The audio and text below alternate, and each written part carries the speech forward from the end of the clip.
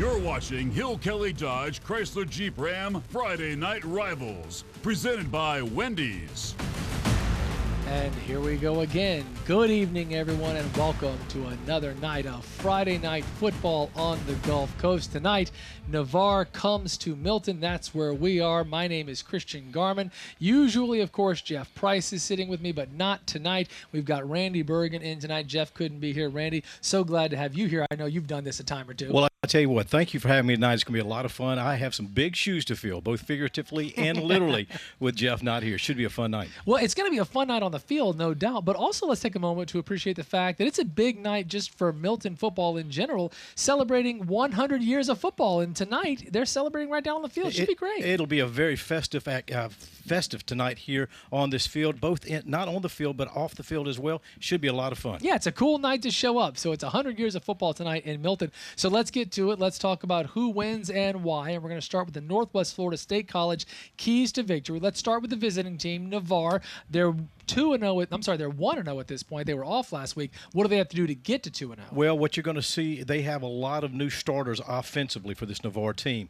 But I want you to watch the wide receivers. You'll see a lot of jet sweeps with this wide receiver core. Now, watch number 9, Kyle Chambers, the quarterback. He's got a good arm. He can throw it, but look for a heavy dose of run tonight. Okay, very good. And we watched Navarre 2 weeks ago on Friday Night Rivals. That was our season opener at Navarre, and they won. And fun fact, this isn't 100%, but we all believe Navarre's never lost on Friday Night Rivals. So they've got a lot going on the line tonight. Meanwhile, the home team, as we said, Milton, celebrating 100 years of football. They certainly want to give their fans something to celebrate with a win tonight. What do they need to do to win? Well, certainly Milton hopes you just jinxed it for Navarre, no doubt about that. But watch number 4, Raymond Cottrell. He's a wide receiver. Not only will he play wide receiver, but they'll put him in some other positions, maybe even quarterback. This guy is fun to watch. He's extremely active, and he's a Florida Gator commit, verbal commit. Yeah, so this guy obviously has a very bright future, and we're going to see him under the bright lights tonight. And as you said, they're going to find a way to get him the ball one way or the other. It'll be real interesting to see how they use him tonight. Well, it will be, and I'll tell you, he's got a lot of speed, and that's why Florida's looking at him for sure.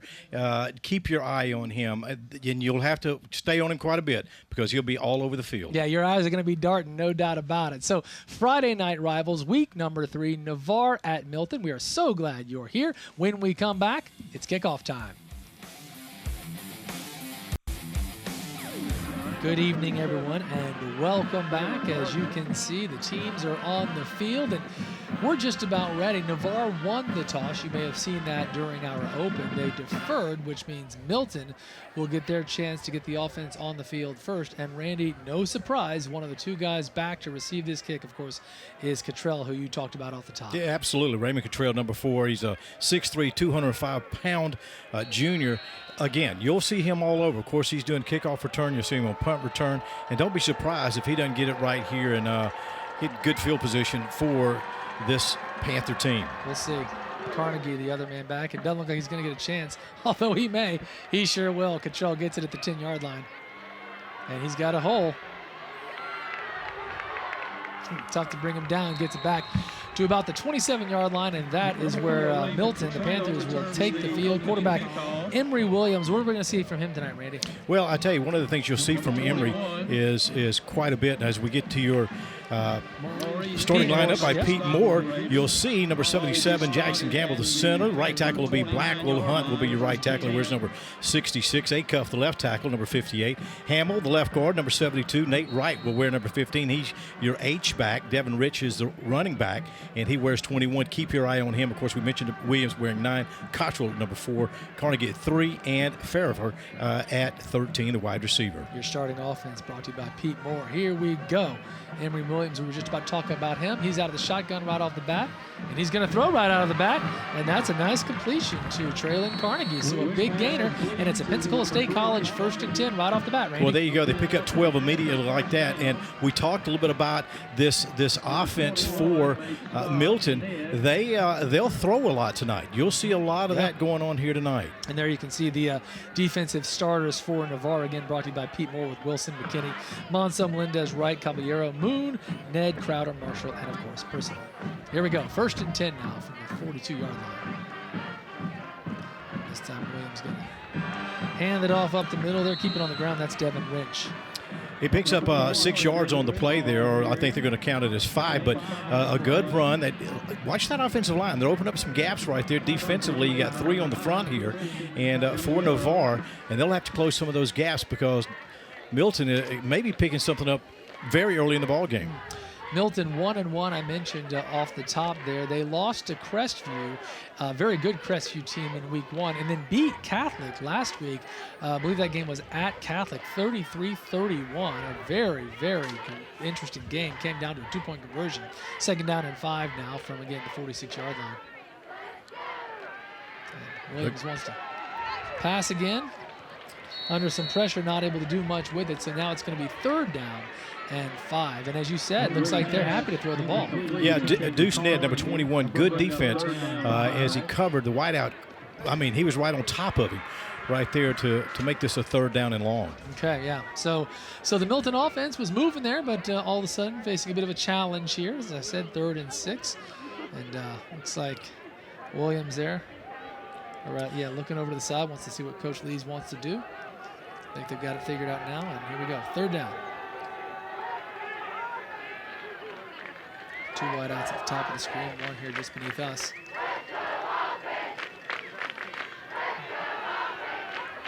Williams wanted to pass it, finally does under some pressure. It's deflected and nothing doing, so that brings up a 4th down and long from midfield, and it looks like the punt team from Milton's coming on the field here, Randy. Absolutely, good hands right there. Devin Wright gets his hand up there, knocks that ball down. Committee making a 4th down for Milton.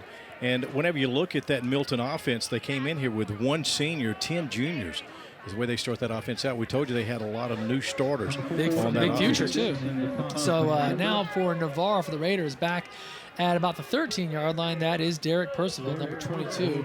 He'll play wide receiver, but he also does the returning for him on 4th and long. Keep your eye on him. I'm telling you, Percival is the man on this Navarre team. Low kick there. It was tough to field, and he wasn't able to do much with it. Terrific coverage there from Milton. That was number 24, Patrick Patterson, able to get down there and mix things up. So that's where it will start for Navarre, as Percival not able to field it. Absolutely, and that's maybe the way you keep the ball out of his hands. If you saw that we saw on the other end on the opening kickoff, keep it low. Nobody wants to let anybody touch the ball, which means could be an exciting night because we got a lot of playmakers out there. And now coming onto the field, of course, here comes that Navarre offense led by quarterback number 7, Kyle Chambers, who does have a big arm, but as you pointed out, they're going to keep it on the ground, and he'll do some running too, right? Yeah, you'll see a big dose of running tonight for sure from the pistol right there. He's going to pass, they come right out throwing. Yeah. Now he's going to end up keeping. He's got some room, too. Big play, and he's a big gainer there. That's about a 16-yard gain, it looks like, for quarterback Kyle Chambers. So we're talking about the fact that he's a run threat. Proves us right off the bat. Here's a look at your Navarre starters from Pete Moore. Of course, Chambers, we've been talking about him. Sebastian Melendez, running back. We're going to say his name a lot tonight. Newman, Cunningham, Perez, Joyner, Pollard, Marshall, Robus, Percival, of course, and then Chase Richardson at tight end will catch some passes for him tonight. So now 1st and 10 from Pensacola State after the big gainer right off the top. Nice snap, handled nicely. And this time it's going to be a nice run, too. That, again, number 3 there for Navarre. That's Chris DeCourt. Yeah, DeCourt was interesting. In week 1, when we had, you can see the Milton starters here. Let's quickly run through them. Dixon, Mansell, Kimmins, Thrasher, Fulton, Gillis, Lucas, Bugs, Hollister, love it. Nakasone, Cottrell, of course, and Porter. As I was saying there, DeCourt in the first game ended up having a terrific game. He exploded in the second half, so he's a real threat. And they're going to give him the ball again right here, though there is a flag on the play. It was 2nd and short. He did get enough, but this may end up being a hold, Randy. It looks like it will be. That flag thrown in the backfield, so it looked like they had enough for a 1st down, but we're going to back that up. It'll remain 2nd down. It should be about 2nd down and 7 for the Raiders of Navarre, who have come out. And this is a team, got to watch. They got a good balance. They'll run the ball just as much as they'll throw the ball, but it should be kind of fun tonight. The weather is absolutely perfect here tonight. Okay, not a big wind, no rain expected. Gorgeous sunset earlier tonight. So just a beautiful night for football. Yeah, it is. First night of our season so far that feels just a little bit like fall, just a little over a week away, I think, from the official start of fall. 2nd down now and about 13 after the holding penalty there. So a first down negated. It's going to be another run up the middle. It's going to be DeCourt again. He's not going anywhere. And it's going to be 3rd and long right at still like 13. Not sure he gained anything. Don't think he lost either, though. I tell you what, there were a lot of black jerseys in there. One of them being number 14, Logan Dixon, in on the stop with a host of Panthers. There you go. Love it. We bring up the smile cam from Airport Dental. And right now, the crowd wondering how much will they have to smile about tonight. Although, Randy, you and I both know that when you come to Milton, you stop off at the snack bar for those steak kebabs. I think they're all going to be smiling from that here on 3rd and long. And he wants to pass, and he's not going to be able to do it. Terrific pressure from Milton. It's another big loss, and that gets this crowd excited as it's going to be 4th and very long, and Navarre's going to have to punt. Big number 70, Manny Kimmons, in on the stop there. He puts pressure on the quarterback, and it brings up a 4th down. It'll be long for Navarre, but you mentioned there's 3 things you're guaranteed when you come to Milton. You're guaranteed, as we look at the replay right here, and you see quite a few of those guys in there. But, man, you're going to get some good food, you're going to get some good hospitality, and you're going to get some good football. That's 3 very good things now. 4th down and about 18. So, of course, they're punting, and Cottrell is back. Not going to be able to get his hands on it. Like you said, Randy, I think they're going to do their best to keep it out of his hands tonight, as much as we know that Coach Lees is going to do everything he can to get Cottrell the ball in one way or the other. So far, Navarre's done a pretty good job of keeping it out of his hands. One of the things right now is both teams just kind of getting the nerves, getting the first, the first plays over with, trying to see what's going to happen here, kind of filling each other out. And this series of downs right here, you should see Milton doing a little bit of a few different things here, maybe throwing in a wrinkle or 2. All right, well, we're going to find out if they do that here in just a second as we get rolling now on 1st and 10 with Milton coming down. Emory Williams is back out there, of course, at QB. Out of the shotgun, but he's going to hand it off. But this was Cottrell flag before the snap, so. Probably a little jump there. Looks like it may have been. Here we go. Dead ball. They're going to call offsides. That's against, that's against Navarre. So count 5 there. It'll be 1st down and 5. You always love that short yardage. Yeah, right. Good for with Milton. 1st. So now out at the 41-yard line, the freebie there. Going to be 1st and short. Randy, you were talking about nerves, and you were talking about the fact that they're both kind of feeling each other out. This is still just week 3, and for Navarre, this is just week 2. At what point in the season is it fair to start thinking, all right, we've scratched off the nerves. It's time to just be ready at the go. When do you got to turn that corner? Well, game 3, typically you should have a lot of the rust off of there. It should be ready to go. Oh, here, look at this. There's a bad snap. Quarterback not even ready, but he'll throw it, and he throws it out of bounds. Wisely throws it out of bounds there. Yeah, that's a great play by Emory Williams after the snap. He wasn't ready for it, so you and I are sitting here talking literally about knocking the rust off, and sure enough, as we say that, we see a play like that where the snap came, wasn't ready for it, but a fine job by Williams to just pick it up and throw it away. It's to live, fight another day. It's going to be 2nd down and 6. Here's a look at the replay from Pete. And look at this. He literally wasn't looking, and look at that. Boom. Goes right by him. A terrific effort, though, by Williams. There's no question. Smart play by Williams, and so now 2nd down and 5. Again, watch number 4 for this Milton team, Raymond Cottrell. He hasn't had the ball really given to him yet, had an opportunity. That may be happening right here. Yeah, well, they tried to hand it off to him a moment ago before that offsides, and nope, they're going to get him in motion, coming the other way here. A little screen. Good-looking play there.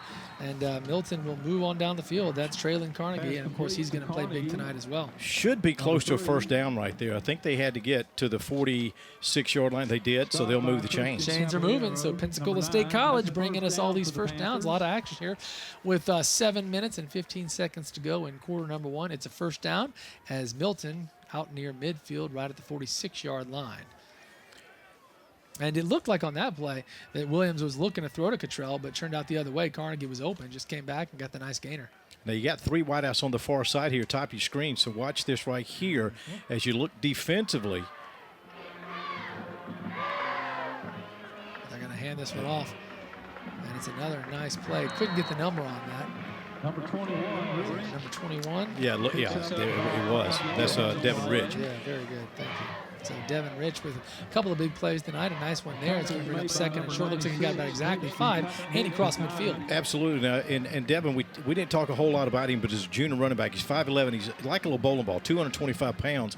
So when he hits that middle right there, he can carry some guys with him. It's like a little bowling ball. I love it. Knocking those pins down. This time they're going to throw out wide. Cottrell gets his hands on it, makes a fine move, and he's off to the races, folks. It might be that the first time he gets a play, he scores. Not quite, but he does get it all the way down to the 20-yard line, and we're going to find out if they've crossed the barrier moving into this Novus red zone. A huge play there, Randy. Well, and that's exactly what we talked about. They're going to try to put it in Cottrell's hand. They did when the sideline is open like that. The speed he's got, you can see exactly what he can do. He gets it down. It looked like there was a penalty, and they're going to bring this back. Oh wow, missed that. Yeah, flag down all the way back at the 45-yard line. So Cottrell here with a great play and an even bigger catch move there.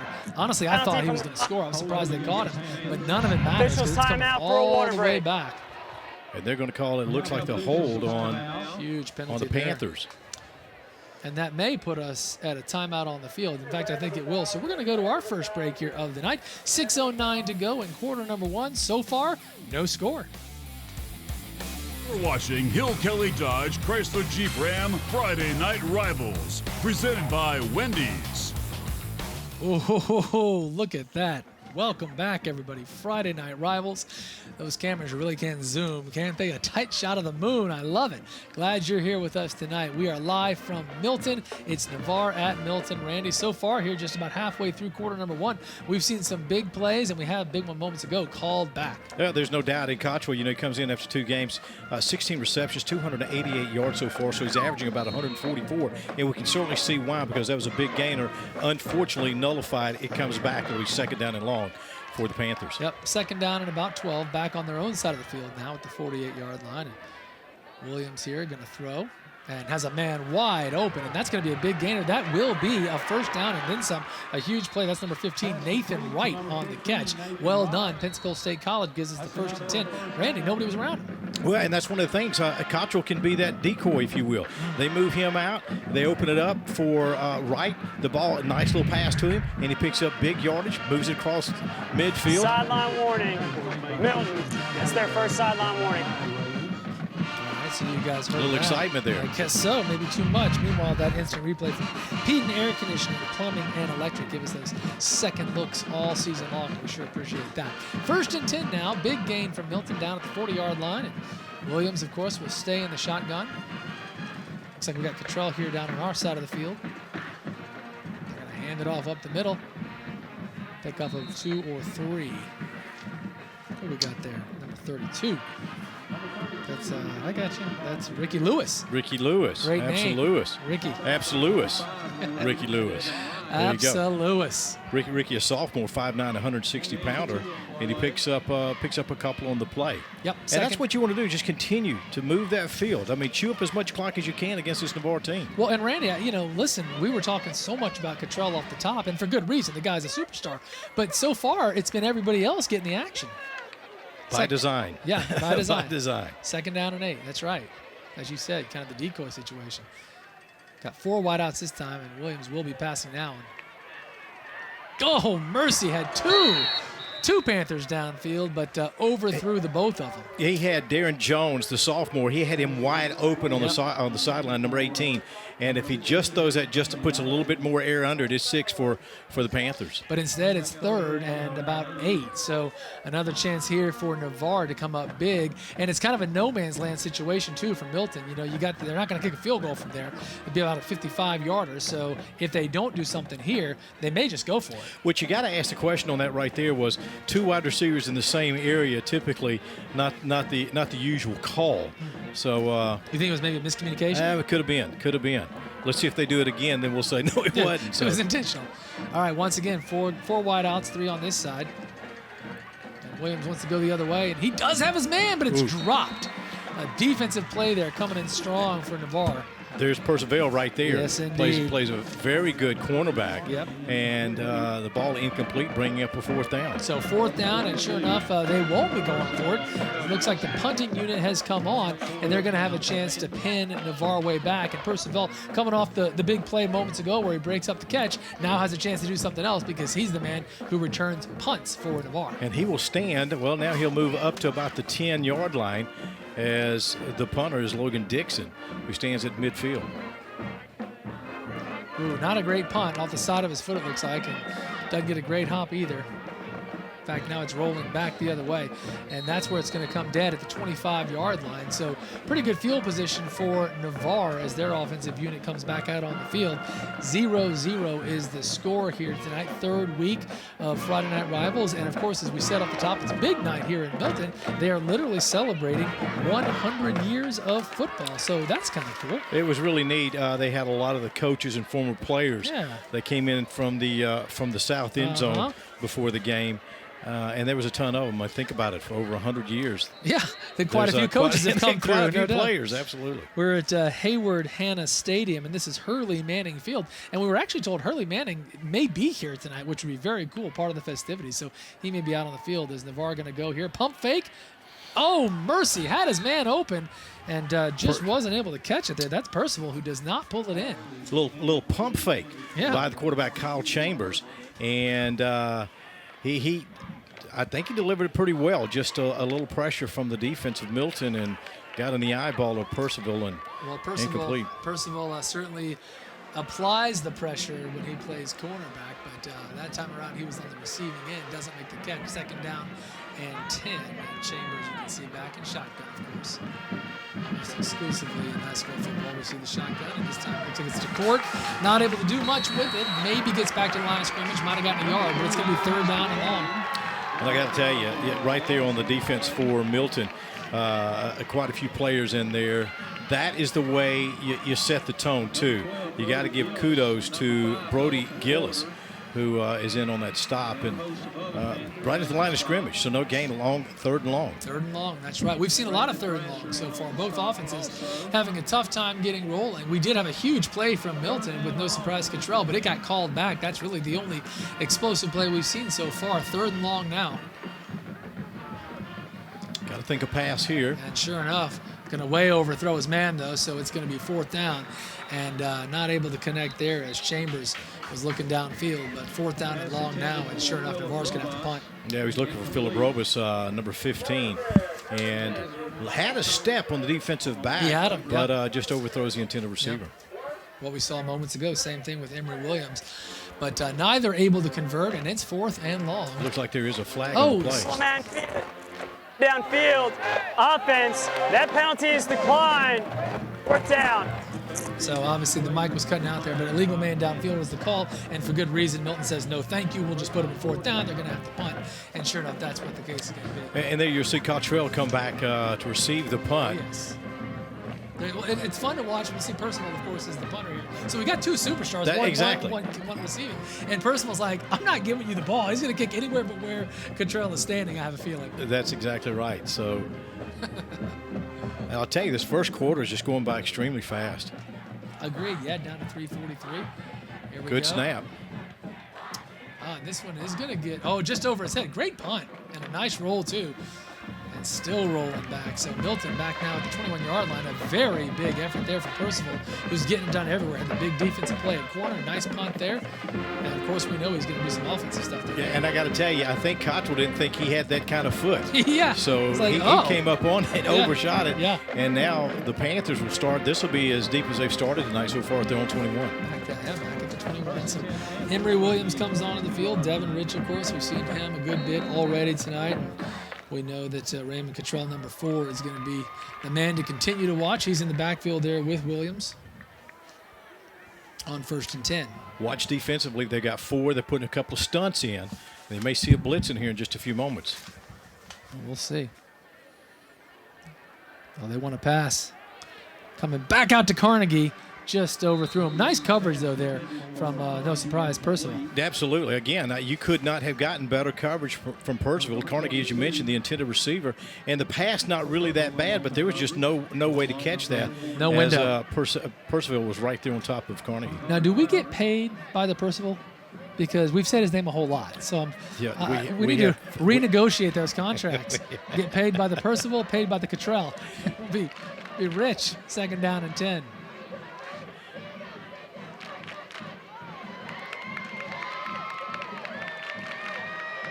Pass again, and they want to pass long again. And once again, this time Cottrell makes the catch. Terrific catch, but his balance carried him out of bounds. Otherwise, he's gone. There's no question about it. Great catch. You could certainly see why Florida's looking at him. A 30-yard gain right there as Cottrell walks the sideline and his momentum carries him out. But you're right. If he stays in, he carries it all the way. From Pete and Air Conditioning, of course, we bring you this replay. A terrific pass right over his shoulder, and Cottrell just not able to keep in balance. But a beautiful catch, crossing midfield now at the 48-yard line. And here come the Panthers. Cottrell again. This time, though, an outstanding defensive play. That's number 5 in the backfield, Devin Wright, who stops him. What a play that was. Yeah, big senior right there, 6'1", 220 pounds. He read that one perfectly, a loss of 4 on the play, so now you got second down and long. But you almost saw that. We talked a little bit about watching Cottrell. They're going to put him in that jet from time to time. They certainly did there. Yes, they did, but it does not pay off. A loss of 5, so second down and 15, and back we go to their own side of the field now. And this Milton team, not known for running the ball that much. They do a lot of throwing. Only 58 yards coming into tonight's ball game, rushing yardage for the season. For the season, yeah. Incredible. So here we go again, and this time it's Cottrell who makes the catch, and he does cross back over midfield right at the 49-yard line, back to about the original line of scrimmage. It's going to be third down and long. Yeah, exactly. And I mean, they're going to try to keep it in his hands as much as possible. So watch this though. Watch for as we mentioned earlier. This could be a decoy. They've given it to him already 3 times. The last 3 plays have been to Cottrell. Let's see if this doesn't change a little bit, and you may see something out of Lackey. Yeah, we got Lackey out wide, Randy Lackey, also Darren Jones. So a couple of players to watch, and of course right here split out from Williams is Cottrell, with Carnegie down on our side, and there was all kinds of motion there. Flags coming out from everywhere. It's going to be third and longer. I think that's going to go against the Panthers. I think they jumped that just a little bit. Yep, look like it. See what they say. Dead ball. False start. Offense. 5-yard penalty, still third down. All right. So it's third down and 15. So the gainer there moments ago means nothing, as it's now third and 15 and back at the 46-yard line. You know, in both teams right now, you've really had some good momentum going, but it's been deferred due to the penalties. Right. So we got to get past that. And again, that's the early season. We should have some of these things worked out. All right, so Milton would love to work it out here on third and long. Got to get all the way down to the 39-yard line to move the chains. Williams going to throw over the middle. He's got Cottrell wide open, and that will most certainly be a 1st and 10. A huge play down to the 29-yard line. Got to wonder how a guy like that gets that open, but I guess he's that good. Well, it's called speed. Yeah, okay, exactly. and you know, if you're getting just caught on your ankles or on your back feet just a little bit as a defender, somebody with that kind of speed will zip right by you. And here he comes right over the middle. Beautiful pass too. You know, you catch Cottrell in stride, that's good news. 1st and 10 now from Pensacola State down to the 29-yard line, and Milton on the move. About a minute 20 left here. And this time around, picks up a few, maybe got back to, again, a yard or two. Yeah, that's Rich. And a good move right there. Yeah, good move.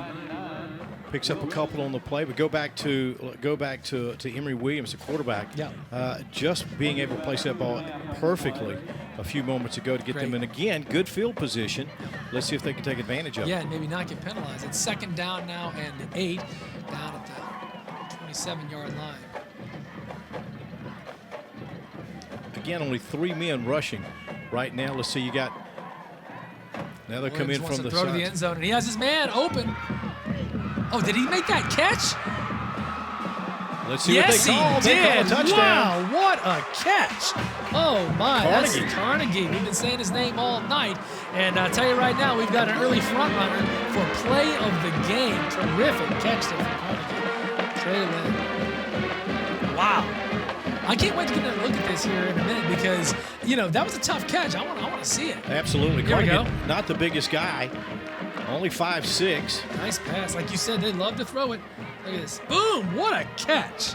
And look who's defending him right there. Is that Percival? Percival. Yeah. And they're saying he didn't catch it, but if you go back and look, let's see. By the way, the extra point was partially blocked and no good, so they will not convert. That makes it 6-0. That's the score with 31 seconds to go here in the first quarter. We'll be right back. watching Hill Kelly Dodge Chrysler Jeep Ram Friday Night Rivals, presented by Wendy's. Well, there is no replay in high school football, and that's good news for Milton. It does not look like he caught this ball. Well, you're absolutely right. Traylon Carnegie right there. Good pass.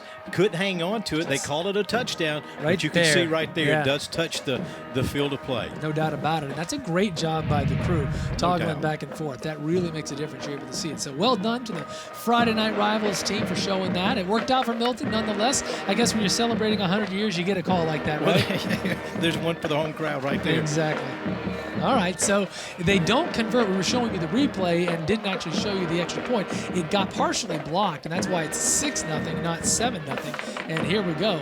Ooh, Percival looking for a hole, not able to find it. So looks like the drive for Navarre will start at about the 35. Yeah, no doubt. Percival was kind of waiting for that to open up a little bit for him, was trying to be a little patient. He gets good field position right there for the Raiders as they will start right around their own 35-yard line. Kyle Chambers is going to come back out, of course, and again, we know Percival, Chase Richardson. Sebastian Melendez, haven't said his name much tonight, but he usually is good for a few big plays, so we'll keep our eye on him as well as we're ready to roll here back at the 35-yard line. And again, you got a new quarterback in there.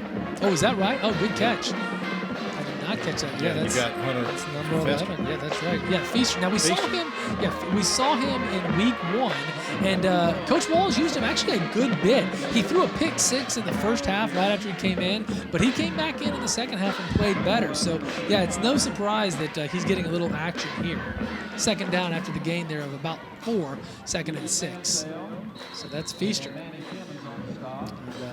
That will end the quarter, as a matter of fact. So we've got 1 quarter in the books, and right now the home team, Milton Panthers, up 6-0.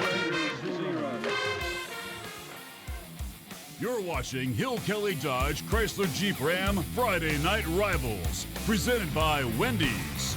We are back, the start of quarter number 2. You can see Milton up 6-0. And Randy, of course, this isn't the only game around. We've got several more. First of all, the Smile Cam from Airport Dental. And why don't you tell us some of the scores from the Northwest Florida State College Sports Desk as we're looking at the action here. Couple real quick. The Pace leads Pensacola 17-7. They are at the half. West Florida 24-0 leaders over the Aggies of Tate.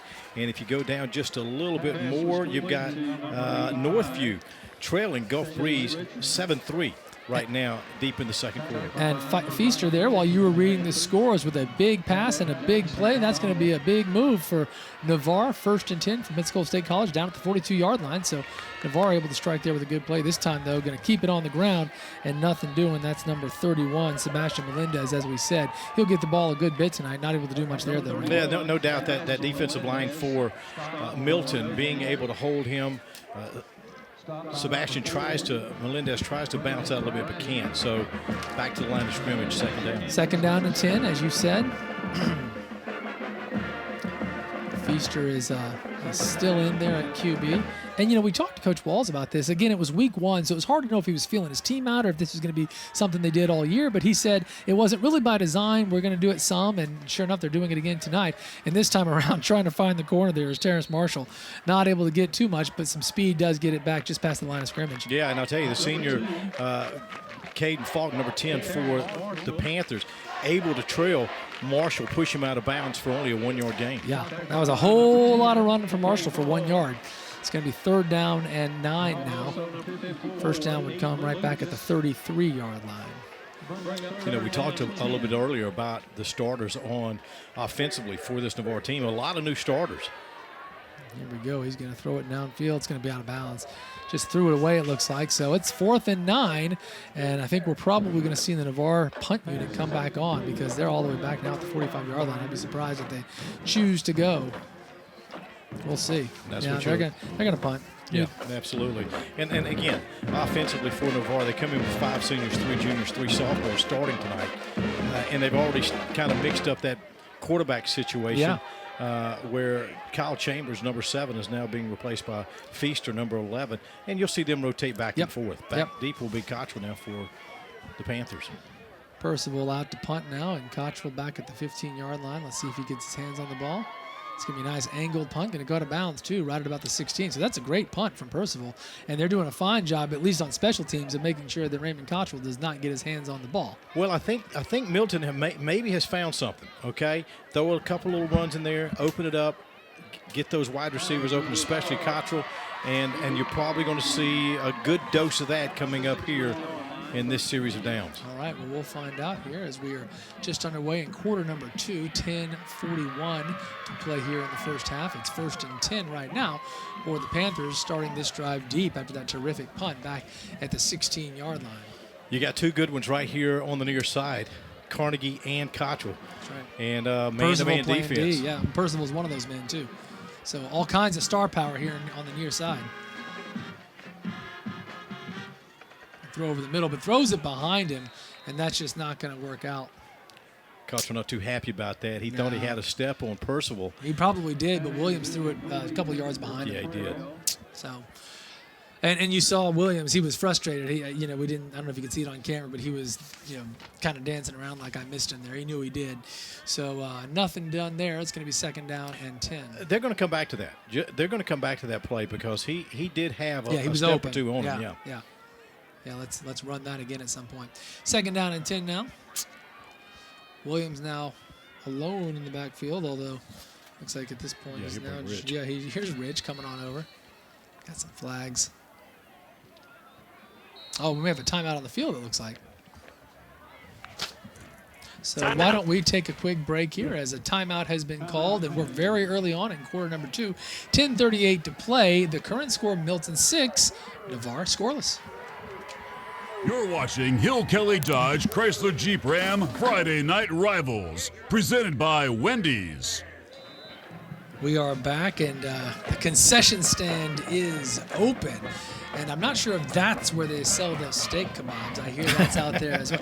How many times have I brought that up? You can tell. Are you hungry? Can we go get you one and a half? I want one of those. I hear they're delicious. 2nd down and 10 now. Milton deep in their own territory here.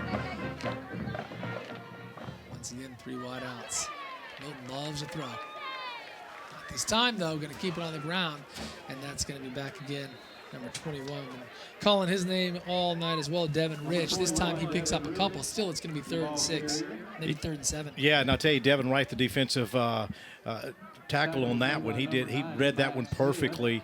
And they only picked up a couple of yards on it, but he read that one, Devin, right there where he needed to be. All right, so 3rd down and long. And here's a big moment for Navarre, trailing in the game right now. They haven't been able to do too much on offense. They'd love to get the stop here and get the ball back, because if they do, they'd get it in some pretty good field position, likely, with Milton pinned so far back. But let's see what happens now. 3rd and 7. 3 wideouts here from Milton, 1 on the other side.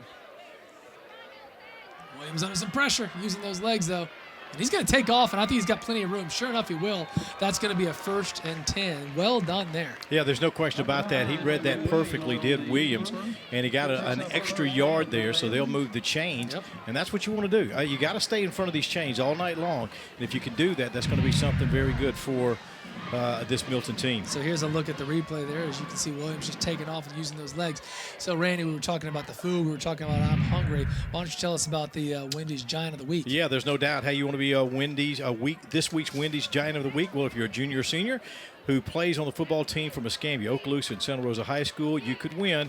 All you have to do is log on to WFGXTV.com and click on the contest tab to enter for a Wendy's Giant of the Week prize pack. We have this week's winner, and we'll announce that at half. That's right. Somebody won just yesterday. Here you can see a big run up the middle, and that's good for about 5 or 6. So a handoff there. Milton, we know, loves to throw it. You talked about the unbalanced offense. They put it in the air much more than keep it on the ground, but they're running tonight to some effect.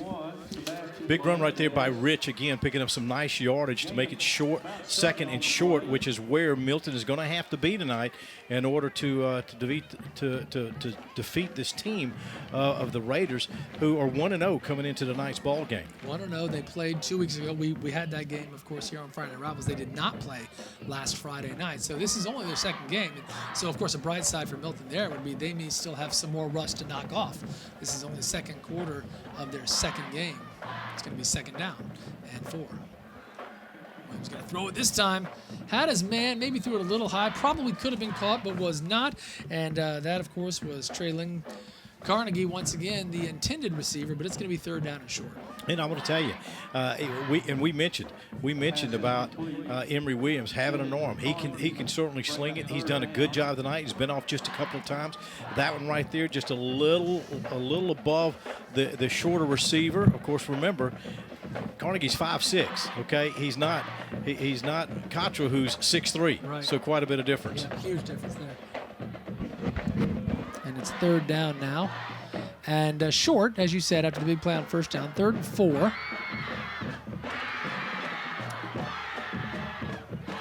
Hand it off this time, and it's a big hole after a nice cutback. That's a terrific play from Devin Rich. It's going to move the chains. Pensacola State College with another 1st and 10. Terrific move there. Well, there's no question about it. Rich did exactly what he needed to do. He's lowered his head. Hunter Crowder, number 49, the defensive back, the senior, 6'1", 165 for Navarre. He gets it right there. You see it on the replay and brings him down, and I think that was just basically got in the way. No doubt. That was a beautiful run. Of course, Pete and Air Conditioning, Plumbing, and Electric giving us those replays all season long. 1st down and 10 now after the big conversion there from Milton back out at the 40-yard line. Williams going to throw right over the middle, and he has his man, no doubt about it. That's a big play. Darren Jones on the reception. Don't think he quite got the 1st down, but it's awfully close. A big gainer. Good pass and catch right there again. Williams being able to put it right on the numbers. Terrence Marshall, number 2, the defender. He good defense right there, but a well-executed pass, and that'll move those or get closer to moving the changes now, as you mentioned, 2nd down and short. Do you know what's great? The steak kebabs?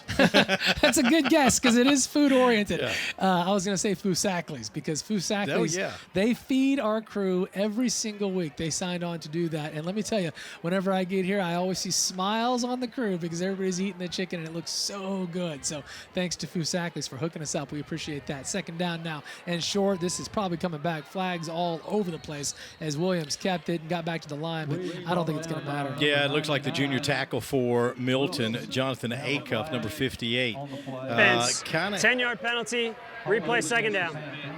Yeah, kind of held a little extra there, got beat, and was trying to make up for it, and that'll cost the Panthers a couple 10 yards. Well, 2nd and short now turns into 2nd and very long, more than 10, 2nd and about 12, and that changes things a little bit. Well, it does, and Coach Lees is not happy about that kind of stuff because now you put yourself in good position. And now you've got to fight back just to get back to where you originally were. Yeah, and I checked that. I think I said 2nd and 12. It's more like 2nd and 17. So a big penalty there, putting him back at the 34-yard line with 7:23 to go. Here in the first half, Milton leading at 6-0 after a controversial touchdown catch. Frankly, he didn't catch the ball, but it certainly looked like he did in real time. And, of course, there's no benefit of replay at this level. And as a result, Milton got that touchdown earlier in the game. This time the throw over the middle, but a fine defensive play there. That's number 9 for Navarre, of course, Christian Caballero, who makes a great play. And they came right back to that play we talked about with Cottrell across the middle. Saw it, and actually a good pass right there, but Cottrell just couldn't hang on. As good defense by Caballero. So 3rd down now, and again, very long. And that penalty moments ago may end up being a drive killer for Milton because they were moving and looking good. And that would be just what the doctor ordered for the Raiders, who've yet to get much of anything done, scoreless so far. Ricky Lewis coming in the backfield for the Panthers. But you got to think right now with 2 wideouts on either side that this is going to be a pass with 3rd down and long. Yes, you do. Yeah, 3rd and literally about 17 here. Williams going to unload this thing. No, he wants to keep it. Don't know if he's got enough room to get all the way. And he definitely does not. Comes up well short. Picks up about 7 back to the original line of scrimmage. But it's now 4th down and very long. And I think Milton's going to have to boot it away. Yeah, and that on something like that, you're still in the first half here. You're up by 6. You don't want to get the quarterback hurt. Coaches don't want to see the quarterback running with that kind of distance to get a first. But nonetheless, they'll have to bring on the punting unit. Yes, they will. So it looks like once again, as we've been talking about all night here, Navarre's going to get the ball and have a chance to do something with it. That's Terrence Marshall back to return the punt for the Raiders. He'll situate himself at about the 30-yard line. Ooh, that is nearly blocked, but it doesn't. Marshall's going to call for the fair catch, but he's not able to do it, folks. He did get his hand on it. That's still a loose ball, and it's going to be picked up, and it looks like it's going to be touchdown Milton. Oh, my. What a turn there. There is no question about that. Caden Falk picked up the fumble. It stayed on the ground quite a bit. Yeah. But there are no flags, and it looks like it should hold for a touchdown. As you look, have we seen the official call yet? Let's see here. Hold on. They may call it down.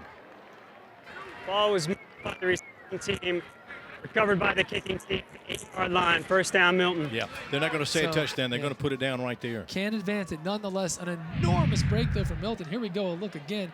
You can see there, he getting called for the fair catch, but lost his balance and then unable to make the play. And just like that, it was a loose ball. Looked like touchdown Milton, but instead not able to advance. So now we're in the Synovus red zone all the way down at the 8-yard line.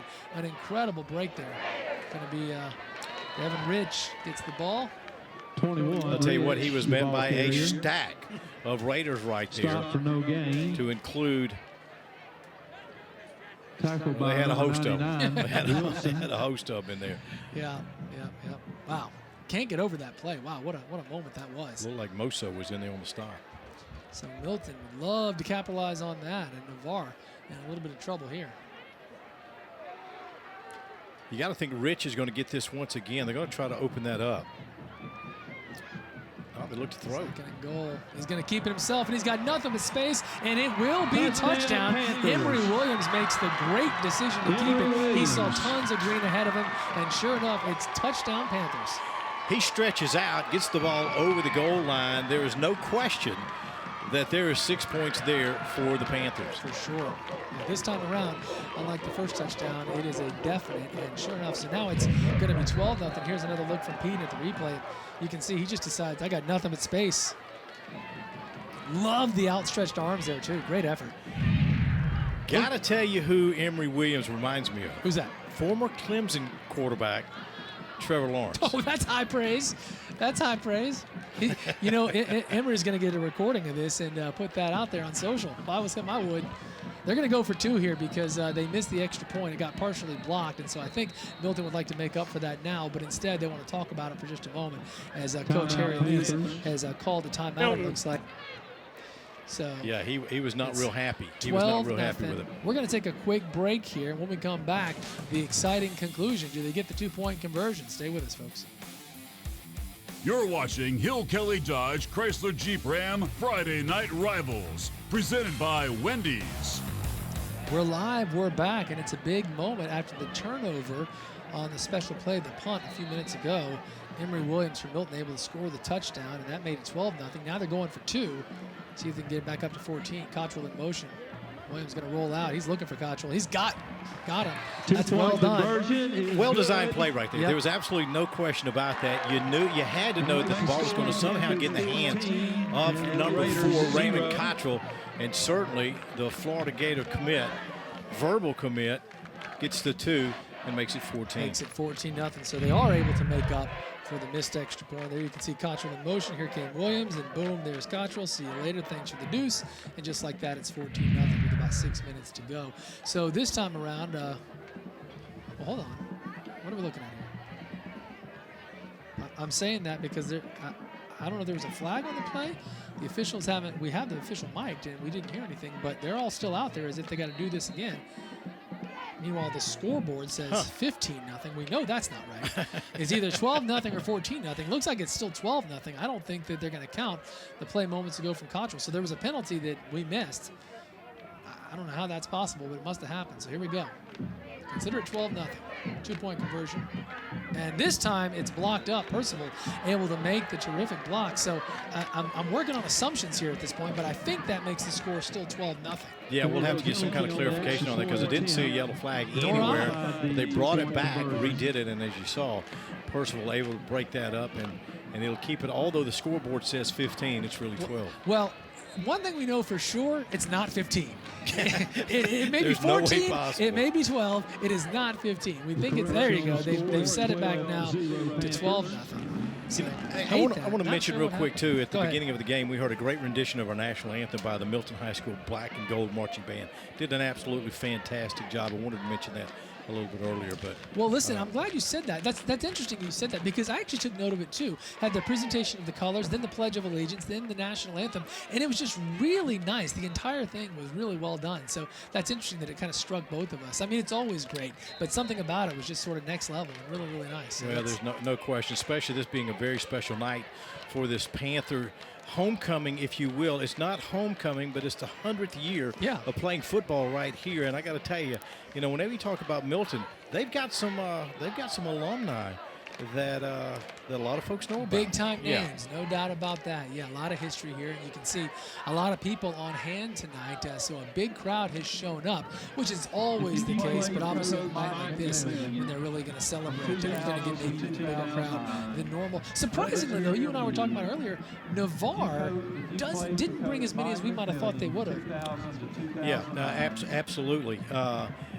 And this is a team that really defensively, we talked a little bit about, they're on the offense. They've got some new people, if you will, some new starters as Percival will pick Big that up the middle. there. Oh, my goodness. Yeah, huge hole for Percival. Great run back all the way to the 47-yard line of Milton, and that may be just what they needed. Yeah, that could be exactly what they needed. There's no question about that, Christian. He gets it over into Panther territory, and I'm telling you, you saw the speed that Percival has right there. He almost broke that one for 6 points. Yeah, that was a big moment. Crosses midfield, so the Raiders will start this drive in a very good spot again at the 47-yard line. And here we go. Let's see if they can do something with it. Kyle Chambers coming back out. And Navarre really needs to. They have to answer. They have to answer one of these scores right here. They've not been able to do anything offensively, and they've got to find that recipe right now. It looks like Kyle Chambers back in. Yep. Completion there. It's going to be number 81 who makes the catch, and that is Davian Hardy, who plays tight end as a senior. So well done there, and as you said, with Chambers back in, that's a nice confidence booster on his first play from scrimmage, 2nd down and 5. I'm going to tell you what, you got to keep your eye on Caden Falk. He is playing outside linebacker, I mean, exceptionally well, and he is hitting very, very hard. 2nd down and 5. See if he has another chance here. They're going to keep it this time on the ground. Chambers will keep it himself. He does, I think, get the first down, but we got a flag in the backfield, so this one is probably coming back, something we've seen a lot of. Yeah, it looks like Brandon Thrasher, number 40, was held there, so they may bring that back. We haven't seen Kyle Chambers really run it that much tonight. He was trying to break it out a little bit himself. He says, hey, put it in my hands. Let me see if I can do something. But they will. There you go. So sure enough, it was a hold. So again, it was just enough for the first down, but that doesn't matter because instead it's going to be 2nd down and long now. Looks like the Raiders will have about 15 to go as they're back at the 47-yard line. Something, Randy, we've seen like 6 times tonight is Navarre cross midfield, and then a penalty's brought them back onto their own side. We've seen that again and again, and sure enough, they get the great kickoff return from Percival, and now they're back on their own side of the field. And quite frankly, Christian, it's not just Navarre. We've seen it with Milton too, but back and forth both ways. Let's see if Navarre can make something happen here. Chambers going to keep it here. Drops back, fakes the pass, ends up with a nice run and a big gain of about 7 or 8. So it's going to be a more manageable 3rd down now and about 7 or 8. Remember, it was 2nd and 15. So now at the 39-yard line, got to get down to about the 32 to get themselves. You know, when you look at this game, it is a non-district game, okay? But it feels like it's a district game. Yeah. A lot of talent on the field. Absolutely. You know what I mean? So that always helps. Big crowd tonight. The air's a little cooler. Everything about it's come together. It just feels good, doesn't it? And Friday Night Rivals is right here. I mean, it doesn't get any better. That's the key. Well, we only go to the really, really big games. That's exactly right. There we go, 3rd down.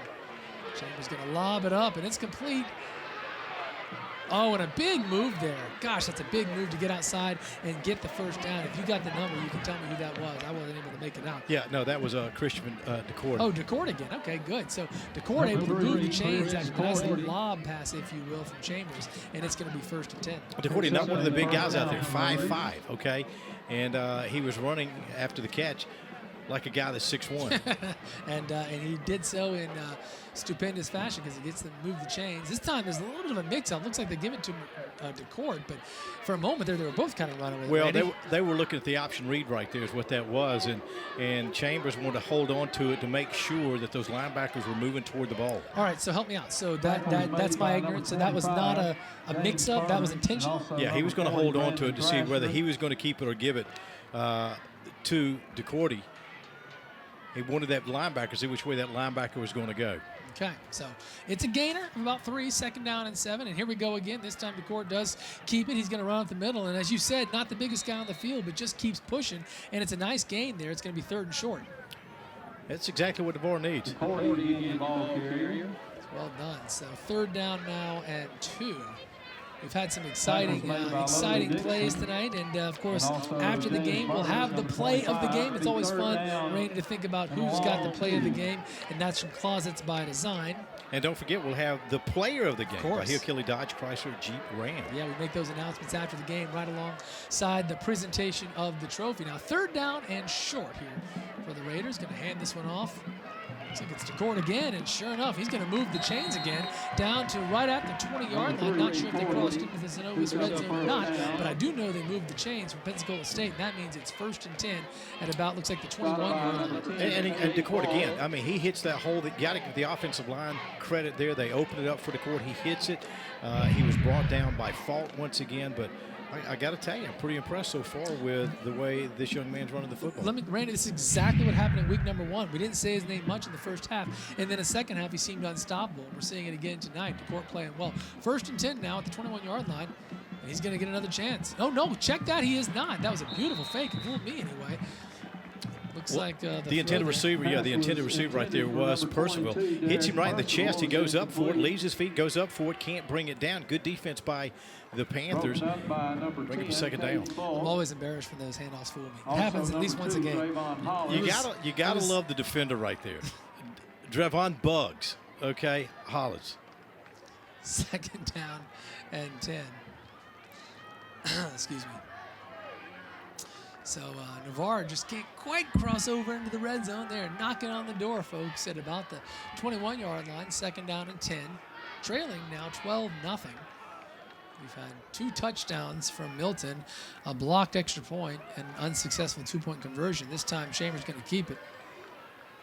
And maybe gets a couple, but not much else. I don't know if he got back even a yard. So it's going to be 3rd down now and about 8. Yeah, he didn't fool Brody Gillis, number 12, or Logan Dixon, number 14, at all. As Chambers tries to take it on the right side there. Very little gain, if any, now 3rd down. Yep, 3rd down, and again, right at about 8 yards. So this would be a 37-yard field goal attempt from right here. Looks like Navarre going to look over the sidelines, make sure everybody's on the same page here. Big moment. You know, Christian, right now, Navarre, with less than 2 minutes left in this first half, wanted to put some kind of points on the board going into halftime. They do it right here. Thrown to the end zone. Could have been picked off and probably should have been picked off. That's Drevon Hollis, who had an opportunity to do so. So it's going to be 4th down, and we'll see if Navarre goes or kicks the field goal, Randy. Well, I got to think, I was watching them kick field goals during warm-ups, and I think they're going to keep that offensive unit in here, and they're going to try to go for it. All right. So it's because you could still get, I mean, it's 4th down and 8, so they can get a first. Throw into the end zone there. Again, probably could have been picked off, not able to make it. So here we go. 4th down and 7.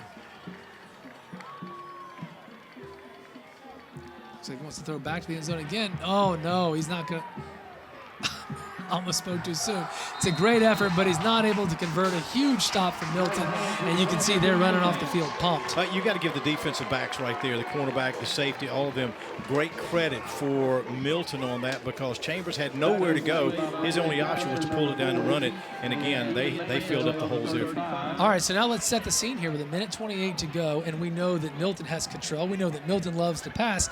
They got a long way to go, about 80 yards, but Randy, it's not out of the question. They can do something here. Absolutely. They'd love to go ahead and put some more points on the board going at halftime, you know, up by as much as 18 points or more. But the one thing they don't want to do is they don't want to have a turnover and give Navarre quick points. They are going to come out throwing. Cottrell makes a little sweet move, and another one, and yet another one. Boy, he's living up to the hype. That's well done. It's a 1st and 10 after about a 13-yard gain. If you remember in pregame, what did we say? All right, that he was great. Eye on, and he'll move all around. That right there again, a good example of why the Gators are looking at him, or actually a verbal commit. Yeah. And look at him on the replay here. You can see beautiful move here. Love it. Comes back this way. Absolutely, reached the defense just right, makes the spin inside, then back outside, back to the end, and a real playmaker. So 1st and 10 after that lovely play. Oh, look at this, the play action. Love it. Huge hole and a big run all the way out to midfield. That is so well done. And that's number 32 for Milton. Ricky Lewis. Ricky Lewis. We've called his name a couple of times. Ricky, a 5'9", 160-pound sophomore.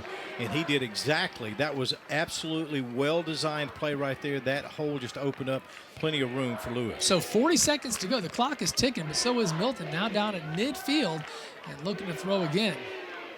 Oh, but a huge defensive play there. And let's give that young man some credit because that was a big moment for the Navarre Raiders. Well, no question about that. That was Max Smith, the junior. And he came in there, read that perfectly, brought Williams down. Williams was looking deep. And it looks like there's going to be a timeout on the field. Yeah, timeout they want to talk about. They had to call timeout because after that play, the clock was just going to keep on rolling. And, of course, they're down at midfield. They got a chance to do something here. With a big arm of the quarterback and some real offensive weapons, certainly an opportunity to still throw it downfield. And I don't know if you come away with 3 or maybe even go for 6. Well, look, they want to put 6 more points on the board. Heck yeah. I can tell you that's exactly what Coach Lee wants to do. As a matter of fact, you'll have an opportunity to talk to him at halftime? Yeah, we try and always talk to the coach that's leading as we head into halftime. So hopefully, I think at this point it's safe to say that Milton will have the lead at halftime. And yes, we'll have a chance to speak with Coach Lees as we're heading in. So that'll be good. Also at halftime, we'll announce, as we said earlier, we have a Wendy's Giant of the Week. Somebody won. That announcement was made yesterday on Channel 3. We'll give you a heads up on that as well. And we're probably going to talk to maybe the school principal out here at Milton who can kind of enlighten us on some of the great things they're doing out here at Milton High School, aside from those steak kebabs. All right. I was going to promise you I wouldn't say it again, but I'm lying. I'm going to keep bringing it up. I'm sorry. Second down now and 11 after a bit of a loss there, right at the 49-yard line. Look, they've got time to put some points on the board here. Williams out of the shotgun, and he's going to pass. Right over the middle. And it's complete. It's a big gain. No, it's a fumble. No, is it a fumble? No, they're going to rule it incomplete. Yeah. Incomplete. Could have been a fumble. The Navarre side there started cheering, thinking it was, but it's an incomplete pass with now 21.7 seconds to go. So 3rd down and long. You mentioned this again in pregame that Navarre, we think has never lost. Yeah, everybody I've talked to has agreed with that statement, but I don't know that we've actually gone back and looked at every single time they played over the years on Friday Night Rivals. We do know this: since 2009, Navarre's not had a losing season, which is incredible. So, very successful program, and I think your point was going to be they're in some trouble tonight right now, and so we'll see what happens. There's still another half that will be played. Oh yes, and I can assure you that Coach Jay Wall's in his 10th season as the head Raider is going to go in and make the adjustments. And it looks like that will probably be the last play. I don't think they're going to call a timeout here as the clock ticks down. Yep, that will do it for the first half. So the score at halftime is 12-0 Milton over Navarre. Navarre shut out there in the first half. And, as you said, we're going to try and get a quick moment here to talk to Coach Lees. But while we're working on that, Randy, let me tell you, the first game I ever did for Friday Night Rivals was about 3 years ago. It was at Navarre. It was to Crestview. Navarre was losing 28-0. Came back and won the game. So when you say they keep fighting, you mean they keep fighting. They are a tough out on Friday Night Rivals. Well, and you said it just a few moments ago, since 2009, they've not had a losing season. The reason for that is because when they find themselves in a position like that, or like they find themselves right now, they're going to go in and make these adjustments. When you come out, it'll be a little bit different, Navarre team coming back out. Listen, we talked about Milton. We talked about how they want to win this ball game. Obviously, it's a big night for them. They're at home. Yep. They want to beat Navarre. They're going to give them everything they have, and Navarre's got to find a way out. Yeah, everybody gets ready when Navarre comes to town, no doubt about it. And Milton is 1-1, beating Catholic last week in a very close, high-scoring game, losing to Crestview in week number 1. And I think we got Coach Lees. Coach Lees, can you hear me by any chance? Yes, sir, I can hear you. Hey there, this is Christian Garman from Friday Night Rivals. So, Coach, it's a big night here at Milton as you guys are celebrating 100 years of football. I know that's exciting, but I got to say, you're up 12-0 in Navarre, and as good as that feels, I also know you're thinking we got a long way to go. Absolutely. We've got to capitalize on some things that they're giving us, and really, we haven't played a clean first half right now. We just got to fix some things. Defense is playing tough, and we've just got to kind of ride them out right now and just hopefully that they'll play a great second half, 24 minutes, and they'll get after it. Offensively, we got to pick things up. Coach, is there anything specific when you say you got to pick things up? Sounds like you have some things in mind you want to fix. Well, we're jumping off sides, we're holding, we get a lot of different little calls that are just messy, and stalling drives, dropping a few passes, quarterbacks making a few reads. We just got to get simple, clean things up. That's kind of what we need to go back to. Coach, very nice of you to talk to us for a minute. Get in there and talk to your team. Okay. We appreciate it. Thank you so much. We'll see you in the second half. That's Coach Harry Lees, of course, head coach Milton High School, feeling pretty good at the moment because his team is up 12-0 on a very fun night in Milton. It's Friday Night Rivals. The halftime show is next. You're watching Hill Kelly Dodge Chrysler Jeep Ram Friday Night Rivals, presented by Wendy's. We are live. We're back. As you can see, it's the Restore Plastic Surgery halftime report for Friday Night Rivals. The Milton band is out on the field. It's always so awesome to hear that high school football band music. So I shouldn't say football band. They play for lots of stuff, and they're really, really good. So we're glad to hear that, and we're also glad anytime we get to talk to the administration from the schools in which we visit, and that is the case at this moment in time. Tim Short, who is the principal here at Milton, joins us. Mr. Principal, how are you, sir? I'm doing well, Christian. How are you doing this evening? Very well, thank you. First of Good. all, let me just say congratulations. As I understand it, we're celebrating 100 years of football at Milton High. Exactly. Great night for us to have a bunch of the former players and coaches back and just celebrate our long history, long tradition of excellence here at the school. I know, and we saw before the game a lot of coaches were out there on the field, some VIPs through Milton's past, so very cool. It's fun that we're here tonight. Milton is up 12-0 right now, Coach, and as we talked to Coach a minute ago, Mr. Short, he said, yeah, that's great, but we got a long way to go, and I know you and all the Milton faithful are thinking the very same thing.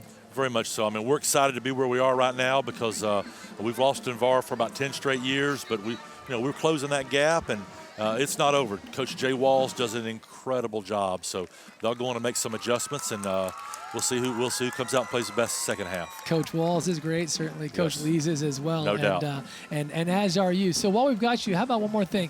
For those of us who say, hey, Milton High School looks great, but I don't know much about them, what can you tell us about the school? Is there anything about the school you want people out there to know? Well, I mean, obviously, we've got a lot of tradition, a lot of history. We're the oldest school in the county. I think the school itself is about 106 years old. And but we're the only high school in the county that's won a state championship in football. We've had pro athletes all over the place, but what's amazing is our rich history of academic excellence. Just on top of that, we've had graduates from here. I mean, the founder of AFLAC is a Milton High graduate, and you could go on and on, just the accomplishments of the many graduates from up here. So we're proud of the product that we put out, and our goal is to get students diplomas and put good citizens out on the streets. So we strive to do that each and every day here at the school with our faculty and staff. Well, let me tell you, that's just about the best answer I could have hoped for. You had all kinds of great stuff to talk about. Well, I appreciate it. Yes, sir. I didn't know the AFLAC thing. That's very cool. Yeah, that's pretty neat. Every time you see that duck, think of Milton High School. Okay, that's good to know. Talking to Principal Tim Short. Thank you, sir. Appreciate your time, Yes, sir. and good luck in the second half. Awesome. Thank you so much, Christian. Yes, y'all have a good evening. Thank y'all for being here. Yes, sir. Thanks for having us. Principal Tim Short there. How about that? The founder of AFLAC, a Milton High grad. I had no idea. So appreciate that time from Coach, certainly. Now, let's take care of a few more things. Every single week we find it very important, as you can imagine, to highlight an outstanding student athlete. And that's the case this week because it's the Wibbs Stone Barnett A+ student athlete. Let me tell you, our winner tonight is Kinsey Allen, who plays soccer here at Milton.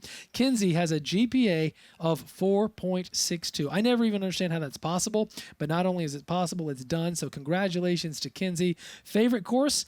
AP Calculus. What? That doesn't seem possible, but it's the case. Well done, Kinsey. Let's hear now from Kinsey. I'm incredibly thankful for this award, and I would like to thank my mom and dad for always pushing me to be the best I can, and to my coach, Coach Mary, for always pushing me and putting my grades first, no matter what is going on in my sport and how our sport is doing. I'd also like to thank Wibbs Stone Barnett for this opportunity and for giving me this award. Well, congratulations, Kinsey. That's really good, and certainly glad to do that. I know Wibbs, Stone, and Barnett is as well, as you're representing that award very well tonight. One more thing to do before we head to another break. It's the Wendy's Giant of the Week. Of course, this is a contest you can register for at WFGXTV.com. We name a Giant of the Week every week. They get all kinds of sweet swag from the good folks at Wendy's. So let's say congratulations to number 12, Brody Gillis. There you go, Brody, looking good in the picture. temperature and feeling good with all that swag from Wendy's, and that includes a whole lot of food as well. So there you have it, folks. That's a part of our halftime show, but there's plenty more to come, including some highlights from across the country. Stay with us.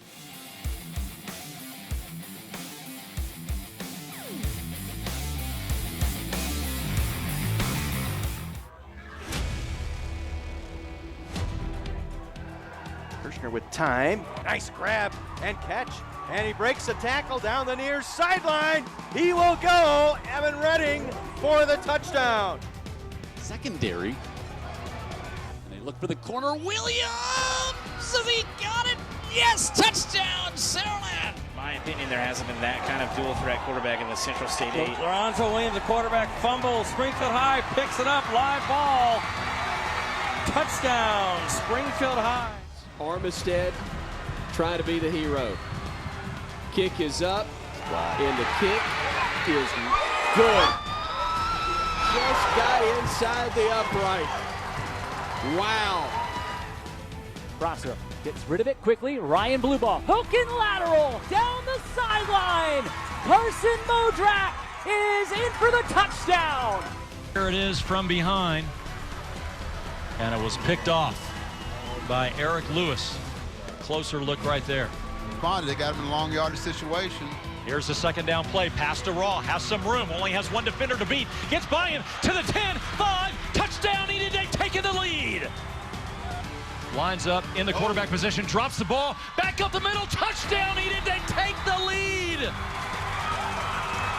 Maybe the fumble to him just got messed up their timing.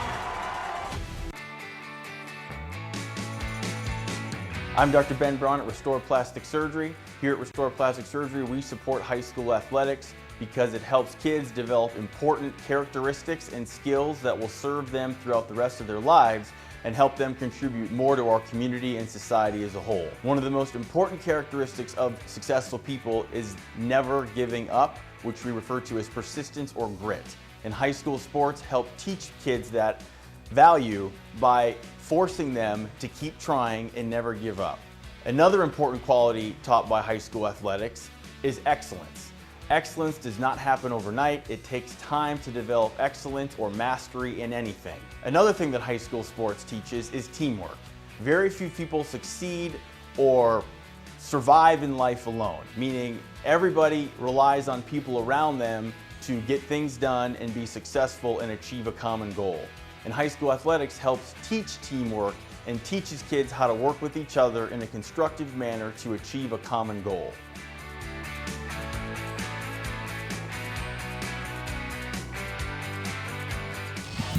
We are back, everybody. It's the Restore Plastic Surgery halftime report. And the clock tells us there's about 4 minutes left here in the half. As you can see, there is hardly a soul out on the field, so we do have some time. And Randy, it's 12-0 Milton, not the score I was expecting, which isn't to say I was expecting Navarre to be ahead, but I wasn't expecting Navarre to be shut out. Why don't we take a look at some of the highlights from the first half and see how Milton got their scoring? Well, you can see right here, quarterback Emory Williams, he goes down, he throws the ball to Carnegie. It's called a touchdown, but the ball touches the ground. Yeah. It was an incomplete pass, but nonetheless, it is a touchdown for 6 points. The extra point missed. On this punt right here, fair catch is called by Marshall. He can't get it, but it looks like the Panthers do. They carried it for a touchdown. They say no, it's not. They put it on the 8, and then you see the quarterback Emory Williams carry it in for a touchdown. There, and again, a missed 2-point attempt. So there again, there's your 12 points right there. Yeah, it's interesting. And here you can see Navarre. I mean, honestly, Randy, Navarre just hasn't been able to do that much. I mean, the highlights we're looking at here show that it's been the Milton D all over him, and that's why we're sitting right now at a scoreless Navarre team, which is a little bit of a surprise. Well, exactly. And there's 4 things that stand out to me, okay, in this first half.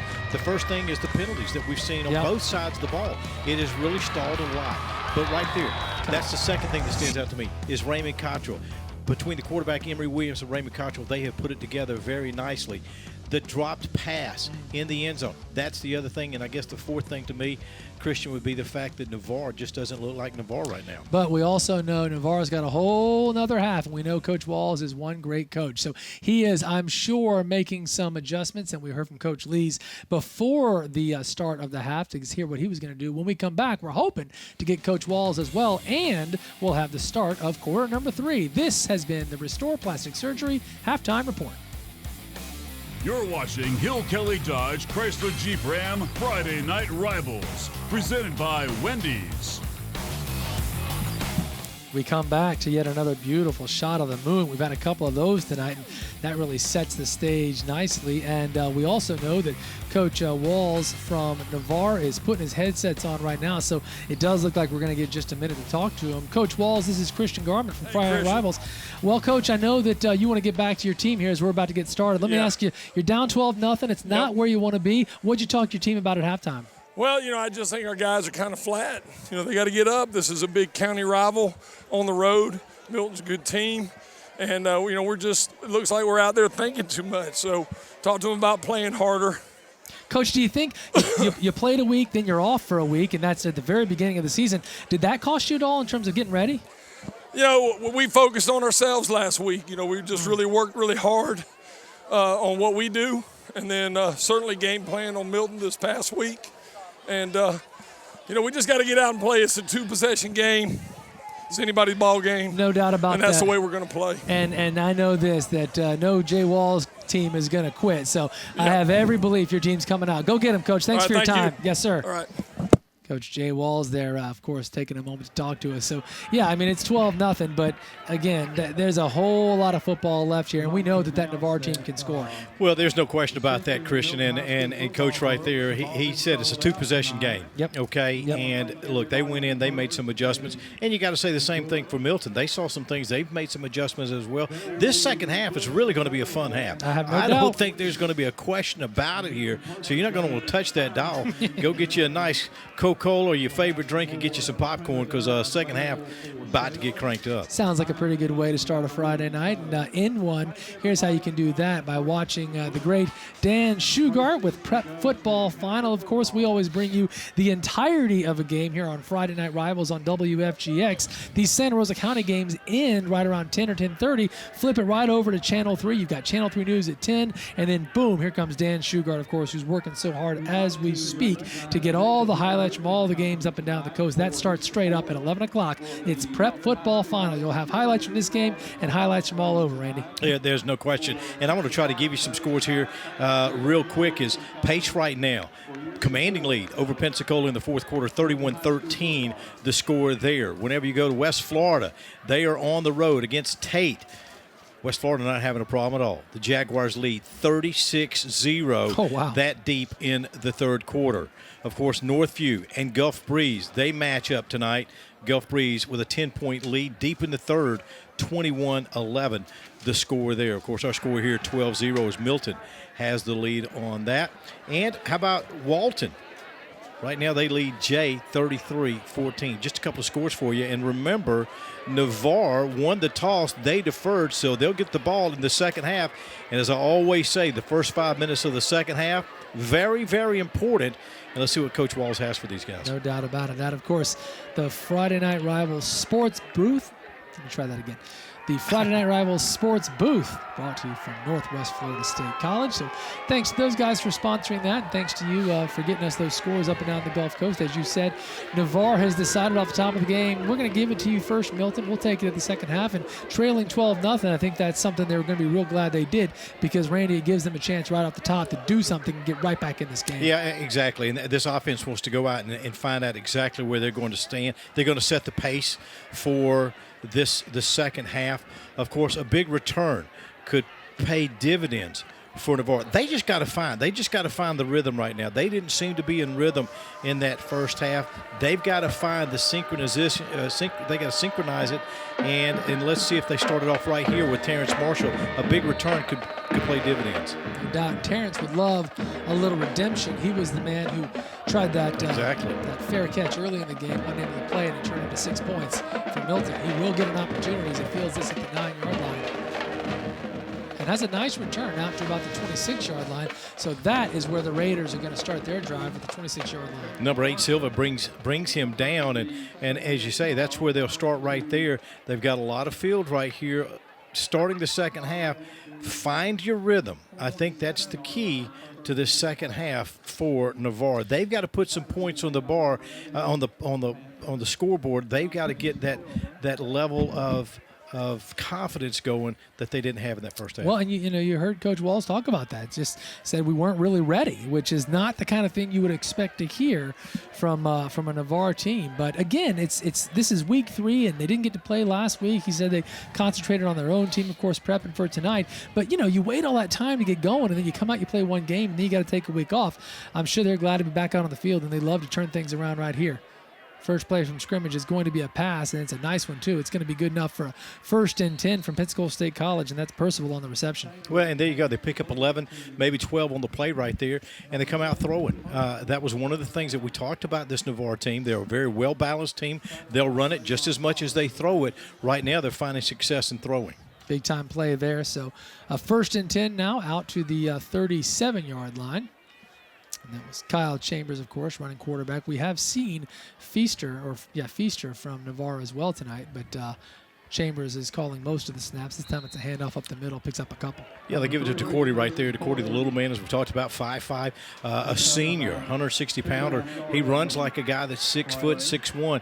He picks up a very important 3 yards on that. Again, they've got to pick up 3 and 4 yards every play and try to stay ahead of the change in the second half.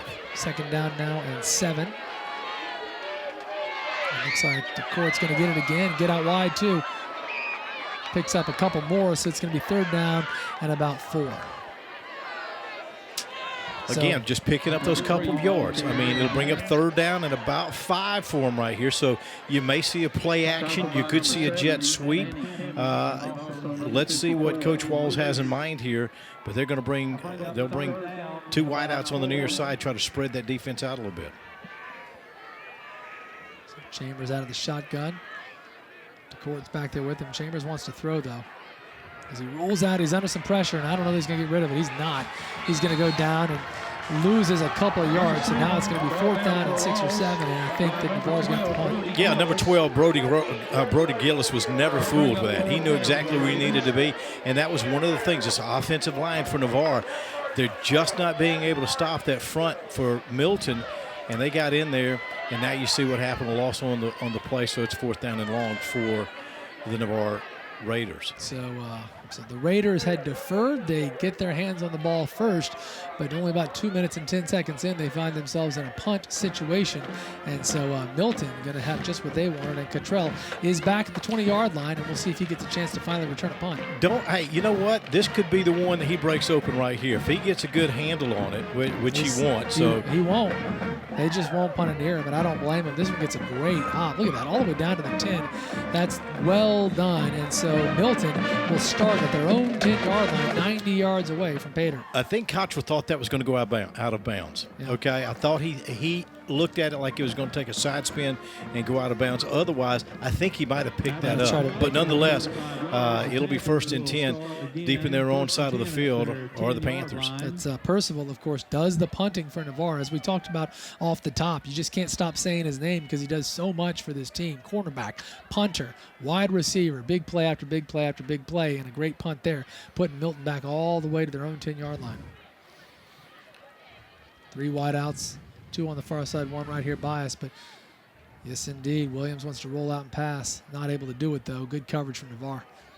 Might have been a loss on the play. He could have gotten back.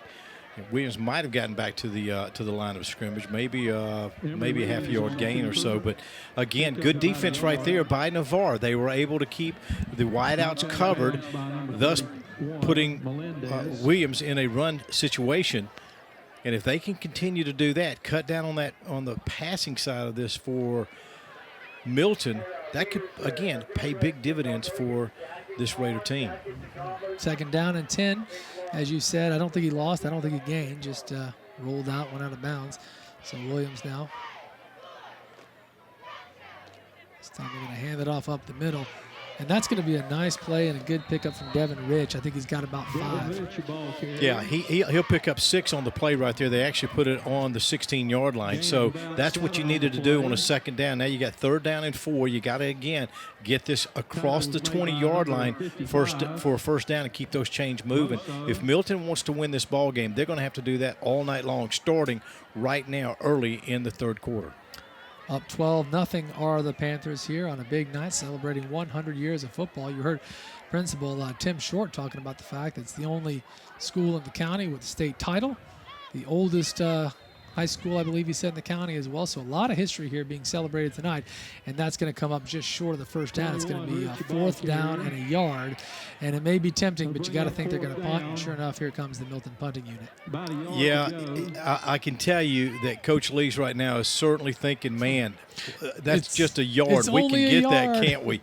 But nonetheless, they are going to punt, and the punter will be Logan Dixon, number 14. Of course, back deep will be number 22, Derek Percival with the Raiders, and he'll stand right around his own 45-yard line. So both defenses come up big here to get things rolling. Here comes the punt, gets it off nicely. It's heading out left. Percival would love to get his hands on it, but it's not going to work out. It's going to die at the 43, and that is where the Raiders will take over yet again. So we've just seen it all night. Navarre really not able to get that offense going. We already saw it here once on their first possession of this half. Randy, what do they need to do to turn things around? Well, again, first thing they've got to do, they came out, if you saw at the beginning of the second half here, the Raiders came out, they threw a pass, picked up 12 yards. Right. But with Percival there, I think you're going to see that again. If they can establish a little passing here, that could open up that run game. When you're not able to pass and you're able to only run, then this defense for Milton is going to pick that up and stop it just about every time. All right, so let's see if they do try to capitalize on what they did there at the beginning of the half, which was, as you said, about a 12-yard gainer. Nice little wide out. This time they're going to give it to DeCourt. He's been awesome all night long, and he's awesome again here with a huge gain. That's going to be good for about 16 yards. It's a 1st and 10 from Pensacola State College. Huge play there. DeCourt continues to look great. You know, Christopher DeCourt, I mean, again, and I mentioned his size, 5'5", 160 pounds. But right there, you saw the little man's got some speed to him as well, and able to pick up that offensive line, opened up the hole for him. He was able to find the gap, shoot it, and there you go. Now, if they can continue to do that, that's going to eventually open up that pass game for him as well. Sure. So 1st and 10 now at the 40-yard line on the Milton side. Here comes DeCourt again. Why not? And he's going to get another nice gain of about 5 more yards down to the 35-yard line. Randy, it feels like every time they give him the ball, he's good for a few. Well, and that you're exactly right, and that's what you keep doing. If they keep running that play, they're just running off right guard, right tackle, finding that gap right there on the right side, on the left side. They keep doing that, picking up that kind of yardage. It's now 2nd down and about 5. If they can do it again, they're moving the chains. It'll be 1st down. But look for a pass right here. 2nd down and 5. We have a whistle, so got a penalty out there. Here we go. Let's see what the call is. Sideline warning. Navarre. That's their first sideline warning. All right, so earlier in the game, we had a sideline warning from Milton. This time around, it's Navarre's turn. Just a warning, so not much happens. 2nd down and 5 from the 35-yard line. You're thinking pass here, right? I'm thinking pass. Now, Percival went out, and they are going to throw it on the near side here. And that'll be, I believe, to Robus. Yeah, that's a nice gainer, like you said. That's Philip Robus who makes the catch. He's a sophomore, too. Yeah, and they pick up enough for a 1st down, so they'll move the chains. So Navarre got something going here midway through quarter number 2. We're probably fairly close to a water break, but at least at this moment in time, the action continues. It's a 1st and 10 from Pensacola State College. And here's what's got to happen right here. For Navarre, they're moving the ball right now. They found a little bit of a rhythm. They found some things that are working. They found that little chink in the armor of Milton on that defense as they bring in the new quarterback. And they'll give it again. There's going to be a hole, though. That's going to come back as you see DeCourt runs it all the way down inside the 15-yard line, close to the 10. But that's coming back, and we talked about those penalties. We've seen it again and again, and that's the kind of thing Coach Walls was talking about at the half, is they just keep hurting themselves, and that's another one right there. That was going to be a 1st and 10 from inside the red zone, but it's coming all the way back. And these penalties don't just say we replay from where we were. You're losing a whole lot of yardage. Changes everything. Well, it does. I mean, it deflates this offensive team because everyone right now kind of doing what they're doing. And you see the hold, and actually more of a tackle than a hold, I think is what it was. But DeCourt being able to keep those legs churning and picking up more yardage. But now you've got a first down and a long way to go, some 20 yards. This time they're going to get it back to DeCourt, but he's not able to do much with it this time, and now it's going to be second down and very long. Feaster in at quarterback right now, number 11. He's a sophomore, 5'8", 145 pounds. They're going to have to find a way to roll him out, spread out that defensive backfield, let one of these wideouts get open in order to pick up the 20 yards they're going to need. And, you know, Randy, you talked about this in the first half. The first quarter went fast. Now we're down to 5 minutes here in quarter number 3. This was going fast, too, on second and very long. And going to throw over the middle. It's going to be over his head. Oh, boy. Nearly just a fantastic catch there from Percival, not able to get it in, and as a result, it's now third and very long. And what I was going to say is, as this clock continues to move, at some point in the not-too-distant future, Navarre's going to have to own up to the fact that, hey, we're running out of time. We've got to figure something out fast. Yeah, and that's what they're trying to do right now. As you saw, that pass to Percival right there, just a little overthrown. Just Good out. defense by Drayvon Hollis, number 2 for the Panthers. But you're going to see another pass right here with a third and very long situation. About 25, it looks like. Maybe not quite. Going to throw up high. He's got his man, too, but he just outstretched. Oh, man. We're talking a yard and a half, and it would have been touchdown for Navarre. That was Terrence Marshall, the intended receiver. Randy, gosh, 2 plays in a row that we're talking inches. Well, and this is a game of inches, and it's certainly, as you see right there, look at this. If he stretches out, he's already beat the defender, which was Dalton Porter, the senior, and if just a little more air under that, and that could have been 6 points. But it was not. Instead, it's fourth and, again, right about 23. So, obviously, Navarre is punting, and Cottrell, once again, is going to be back there, and there he is. And he's positioning himself at the 10-yard line. Percival will punt. Got all the time in the world to do it. Gets a good one off, too. Oh, and Cottrell touches it. Able to get his hands on it. A risky effort there. Wow. Well, Randy, I think he's just so tired of not being able to make a play that he just was like, I'm doing something. He's ready to show off. Yeah. He's ready to show off, and he wanted to right there, but that could have been a big mistake for Cottrell. They say that he says that he grabbed it and put a knee down, but I want to tell you, if you look at it again right Touched there. it right there, right at the goal line. And he went down on his knees right there. That's why they're saying they'll bring it out to the 20. Whew, that was close. We do have a water break on the field. It's 12-0. May not sound like it, but a very exciting game here in Milton. Glad you're with us. We will be right back. You're watching Hill Kelly Dodge Chrysler Jeep Ram Friday Night Rivals, presented by Wendy's. We are back. Ooh, some catfish sounds pretty good. There you can see a billboard. That's why you put those billboards out there. Get them up on TV, folks. A big line at the concession stand. It's Friday Night Rivals. I'm Christian Garment. Randy Bergen is in tonight.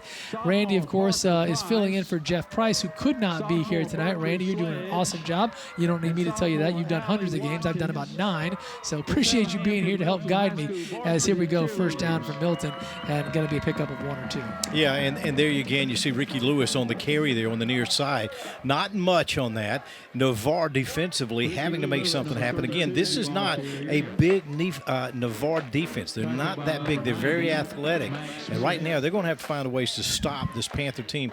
Down by 12. We're getting close to the end of the third quarter here, and they're going to have to find a way to put some points on the board. Defensively is one way you can do this. Well, that was a pickup of about 1. So the Milton offense has a ways to go. We got a flag down or maybe a timeout. There's definitely a whistle. Yep, looks like they're going to call another timeout. Timeout. So they want to talk about something. Why don't we take a moment to head to break as well here on Friday Night Rivals. When we come back, it's 2nd and 9 from Milton's 21. You're watching Hill Kelly Dodge Chrysler Jeep Ram Friday Night Rivals, presented by Wendy's. All right, we are back, and we're ready for action here. It's the Airport Dental Smile Cam as we head out to the field right now. The Navarre folks, not a whole lot to smile about. Some confusion here on the handoff, and that's no good. It's going to be 3rd down and long. And, Randy, let's go back to that timeout. So we had a water break, and then just a moment after that, a timeout. Yeah, you had a water break. Then you had one play, and then Navarre takes a quick timeout. Now you're down by 12. We're still in the third quarter with 4 minutes left. You're going to need every timeout you can get. So interesting. Maybe they saw something. Yeah. They needed to make the adjustment. And right there you saw that Lewis not able to get anything out of that, loses about 3 or 4 yards on the play. So it's going to be third down and long. So maybe that timeout could pay some dividends there. Yeah, it's a good point. If they are able to stop them here and get their hands back, then it was probably a timeout well worth it. It is third down and 13 from deep in their own territory here. Milton holding on to a 12-point lead. Thrown right through the hands there. That's not a bad pass. Number 15, Nathan Wright, the intended receiver, hit him in the hands. Probably could have caught it, but he's still down on the ground. Well, I'm going to tell you, the ball was tipped by number 5, Devin Wright, the linebacker for Navarre. He was able to get a finger on it, just throw the trajectory off just a little bit. And I'm telling you, Nathan Wright got stung right there as he's down on the ground. Yep, you can see the athletic trainer has joined Nathan. And yep, that's Dr. Brett Kendall, I believe, also, if I'm not mistaken, out there on the field tonight. So, tending to the player. Let's see how he's doing. Hate to see this. We always do. Every week. Good. This is great. Getting right up. Oh, that's great. Oh, okay. So, whatever it was must not have been too terrible. And good job by the crew there taking care of him. So, it's going to be fourth down. And about 13, obviously Milton will be punting, and that worked out well for Navarre. So, like you said, Randy, I don't think they love burning the timeout, but at the same time, it certainly did pay off because they made a huge defensive play. Yeah, there's no question about it. And this is a team on the road, Navarre we're speaking of. Last year they were 3-0 on the road. This is their first road game of the season. So for Coach Walls, he's kind of interested to see how they're going to handle a road situation right now, not faring too well. No doubt. So Percival is back at the 45-yard line. He's going to try and do something special. He had a great return earlier in the game. This is a low kick, so he should get a chance. Oh, it takes a bad hop. Oh, man. Percival's bummed. That was a low kick. I think, Randy, he thought it was going to jump right into his hands and he was going to take off, but it hopped left, and he was just like that, dead in the water. Yeah, that looked like a Bubba Watson chip shot wedge to the green right there, yeah, with a spin. But good field position for Navarre. They've not been able to take advantage of some of the field position they've had tonight in order to get back into this ball game with 3:18 left in the third quarter. Again, only 2 timeouts left for Navarre. They got to start making something happen. Good field position at their own 45. Well, you know, Randy, it's one of these things where it's only 12 points and we got a whole lot of football left. If the score was 30-18, that'd be one thing because you'd think, okay, well, they've been scoring. The fact, though, that Navarre hasn't scored anything makes it feel like a taller order to come up with big points out of nowhere. They just haven't been able to get it going. That's exactly right. As they'll give to the court again on the right side. He finds a hole. He said, hey, look, give it to me, coach. I'll make something happen. And a big gain for Christopher DeCourt. And I'm telling you, he is running again. This is probably one of the smallest guys on the football field, and he's running like a giant. He's been incredible. So it's another 1st and 10 from Pensacola State College. It does feel like, again, you know he's going to get it. He's getting it seemingly every other play, but he has lots of big plays, and he's making a real case to say, if we come back, I want to be your player of the game. But not going to get that when you're down 12-0. Guess what you're going to see? You're probably going to see another handoff to him. Well, good call. No, they're not. They're going to play action, instead go over the middle, and not able to make the catch there. That was Nathan Wright, the intended. Actually, that was Robas. Thank you. Yes, sorry about that. I got the wrong. That hit him. I mean, that was a good pass from the quarterback, Kyle Chambers, who's got a good arm. He put it right on the numbers, but it bounces right off the chest, incomplete. They'll bring him second down. Well, and the play action makes a lot of sense. DeCourt's having so many big runs. Right. Every time they fake like him, he's getting it. You know they're going to have to go, but just not able to convert there. Well-designed play. I mean, you know, if he hangs on to it, they picked up 5 or 6 yards. Right. Second down and 10, though.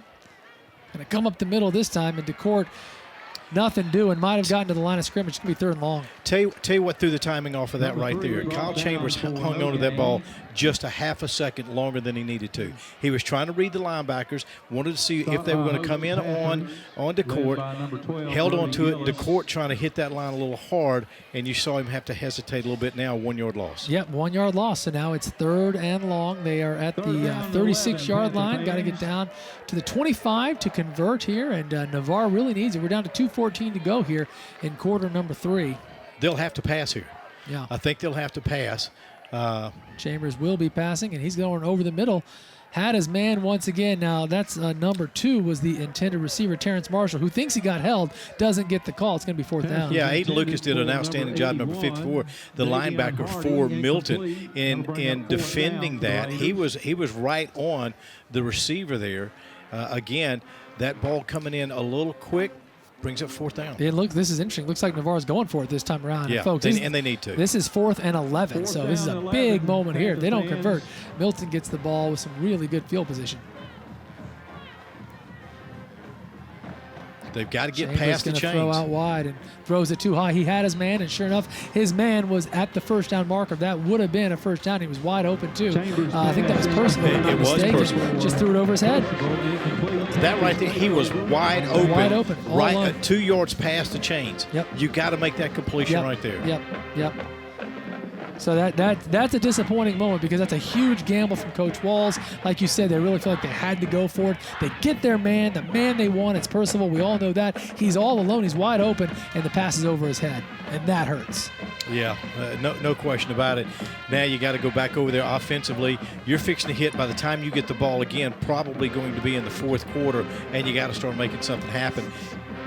Right now, Christopher DeCourt has been your playmaker for this Navarre team. 100%. But they trail 12-0, and here we go. Williams going to throw out wide.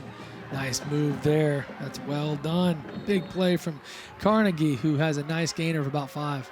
Yeah, you know, it looked like he was going to pick up a lot more than that, but a good move. He could have lost some yardage there as the quarterback, Emory Williams, delivers it to him. And Emory's been, Williams has been he's been pretty much on target most of the night tonight.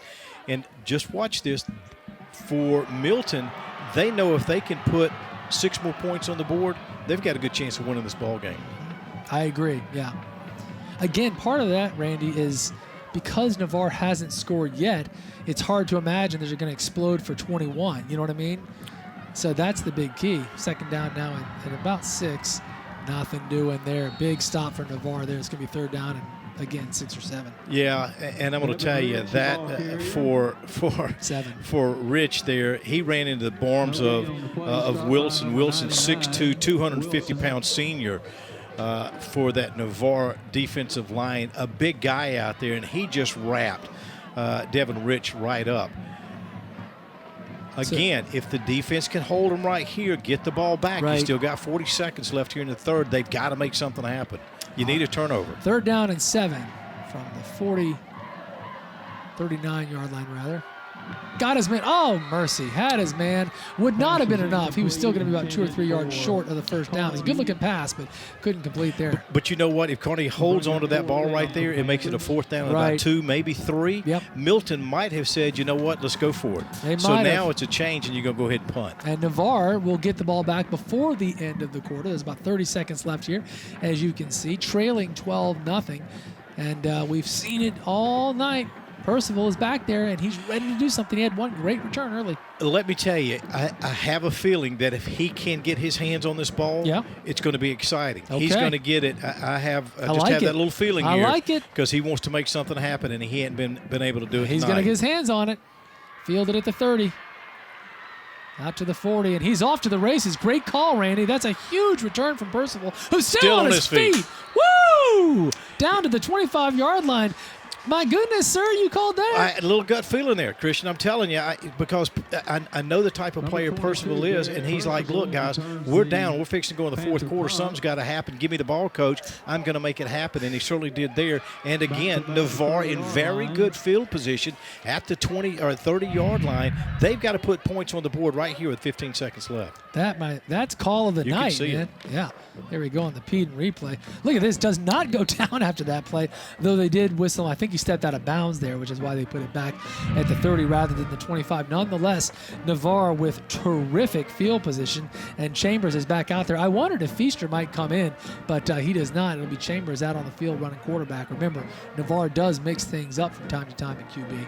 Yeah, this offensive line for Navarre has got to make something happen. They got to open up some gaps. And there's going to be a loss here. Nothing doing. That's Jaden Reese who got the ball. But like you said, if anything, he lost a few. It's going to be 2nd down now and 13. The one thing about running that jet is when you run that jet, you got to get on the corner. You got to get on the corner quick and hit that sideline. Head north and south. In this case, they would be heading south. And, guys, that's going to end the third quarter. Yep, we hear the music. We must go to break. Navarre has an uphill climb, but they've got the ball in pretty good field position. We come back. It's quarter number 4 on Friday Night Rivals. You're watching Hill Kelly Dodge Chrysler Jeep Ram Friday Night Rivals, presented by Wendy's. We are back. It's quarter 4, and you see the score. The Milton Panthers, the home team, up 12-0 over Navarre. Randy, I must say, I'm Christian Garman, Randy Bergen in tonight. Jeff Price could not be here. Randy, to me right now, the surprise of the night is a scoreless Navarre team. Well, it really is, because this is a team that can put points on the board, and Right. they need to do something. Need to do something quick as we start this fourth quarter. And Chambers, he's going to run it up the middle. He's Big got some play daylight. there. Woo! That's Chambers on 2nd down and 14. I think he gets the 1st down and 10. In fact, gets him into the Synovus red zone. And here you are saying they need to do something big. And literally, as you're speaking, Chambers says, "How do you like me now?" Well, and I think this is, again, a Coach Jay Wall's team in his 10th season. They have not had a losing season since 2009. This is a big rival for them, okay? Although out of district, they don't want to lose tonight. They want to win, and they got to find a way to do it. It looks like they're going to try. Chambers over the middle. Woo! Threw it behind his man. Randy, that's real close to a devastating interception. Well, it could have been Brody Gillis right there where he needed to be, almost intercepted that, and you're exactly right, Christian. Had that ball been intercepted, I don't want to do the dandy don on you, but there would have been a lot of folks who said, "Turn out the lights, the party's over." I want you to do the deal. What do you mean? I don't know if you can say you don't want to do it and then absolutely do it. Kind of seems like you wanted to do it, honestly. I did want to do it. Exactly. No, Navarre's going to make something happen here. 2nd down. They're probably going to come to the near side here. All right, 2nd down and 10 from the 16-yard line. You're right, Chambers is going to roll out. He's got his man there. Going to get it down to about the 11-yard line, so that gets him some. They've still got some work to do. That's Philip Robus on the catch. And defensively, Nazareth Nakasani, a guy we haven't called his name tonight, who is one of the guys we thought we'd call up. We wanted to make sure we knew how to say his name, and sure enough, we get our chance. The Synovus red zone now, 3rd down and 5. As you can see, we're just under 11 minutes to go. So this is a big moment because you don't want to be put in a 4th down situation and feel all the pressure that would come with that now that we're in the 4th quarter. Chambers out the shotgun. Roll out. He's in some trouble, and folks, he's going backwards. Able to get rid of it. Very lucky it wasn't picked off, right? Yeah, Hardy right there had his hands on it. If he brings it down, it's at least a 1st down, potentially a touchdown. But now you've got a 4th down and 5. Again, just as you mentioned, Christian, they're in the situation where you've got to at least get a 1st. And, normally, Randy, right now, you might think field goal, but not down 12-0. You got to go for it, right? You have to do that. But you got to give a big pat on the back for that defense of Milton as they were able to crash through there and put the pressure on Chambers, the quarterback. And no surprise, I think Navarre wants to talk about it. This is the biggest moment of the game for them, as it's 4th down and 5, but they're deep in the Milton territory. So they've called timeout. We're going to head to break. When we come back, the most exciting moment of the game, I think. You're watching Hill Kelly Dodge Chrysler Jeep Ram Friday Night Rivals, presented by Wendy's. Huge moment in the game. There you can see the Airport Dental Smile Camp. It's 4th and 6. Navarre deep in the territory of Milton, trailing 12-0. He may have had some movement there. I don't see a flag. Chambers in trouble. Comes back the other way. Finds some green. Still looking. Finally gets rid of it. He's got his man, and it's caught! Oh, my, Randy. Incredible effort there from Kyle Chambers, who bought all the time in the world. And frankly, Randy, I feel like he got rid of the ball because he had to, and his man just broke wide open. Well, he did, and Chase Richardson was in the end zone there. Number 85, the senior, 6-foot, 180-pounder, exactly where he needed to be. He was able to break free, get the 6 points, and we talked about how important it was for this Navarre team. Now, folks, you got a ball game right here now. A whirlwind of emotion on that play, as it looked like Chambers was in trouble 2 or 3 different times. That was 4th down, a huge conversion, the touchdown, and now on for the extra point. Wow, what a turn of events. My goodness. That kick is up. It may still be going. It's good. So we're going to stay right here. Randy is 12-7. Let's take another look at the replay. Incredible effort from Chambers here. Well, you see, he's got pressure on him. He moves to the left. Now he rolls back around, trying to find somebody, get open. Look, he's got black jerseys all over him, and there he is right there. Richardson able to keep his feet in bounds in the back of the end zone. And I'm going to tell you, we talked about building confidence. Guys, starting the fourth quarter, and you're able to do that right there. Now you're only down by 5 points. Yeah, it's a touchdown now. And remember, Coach Walls talked about his 2-possession game. That's right, 2-possession game. And now it's a 1-possession game after that huge play. And I think you saw what I was talking about. I mean, Chambers really, he got rid of it because he had to get rid of it. That's exactly what happened to him the last time. He didn't get rid of it. And this time he said he was going to, and he did, and he found his man. And a perfect throw under the conditions. When you looked at that replay right there was nothing but black jerseys in front of him.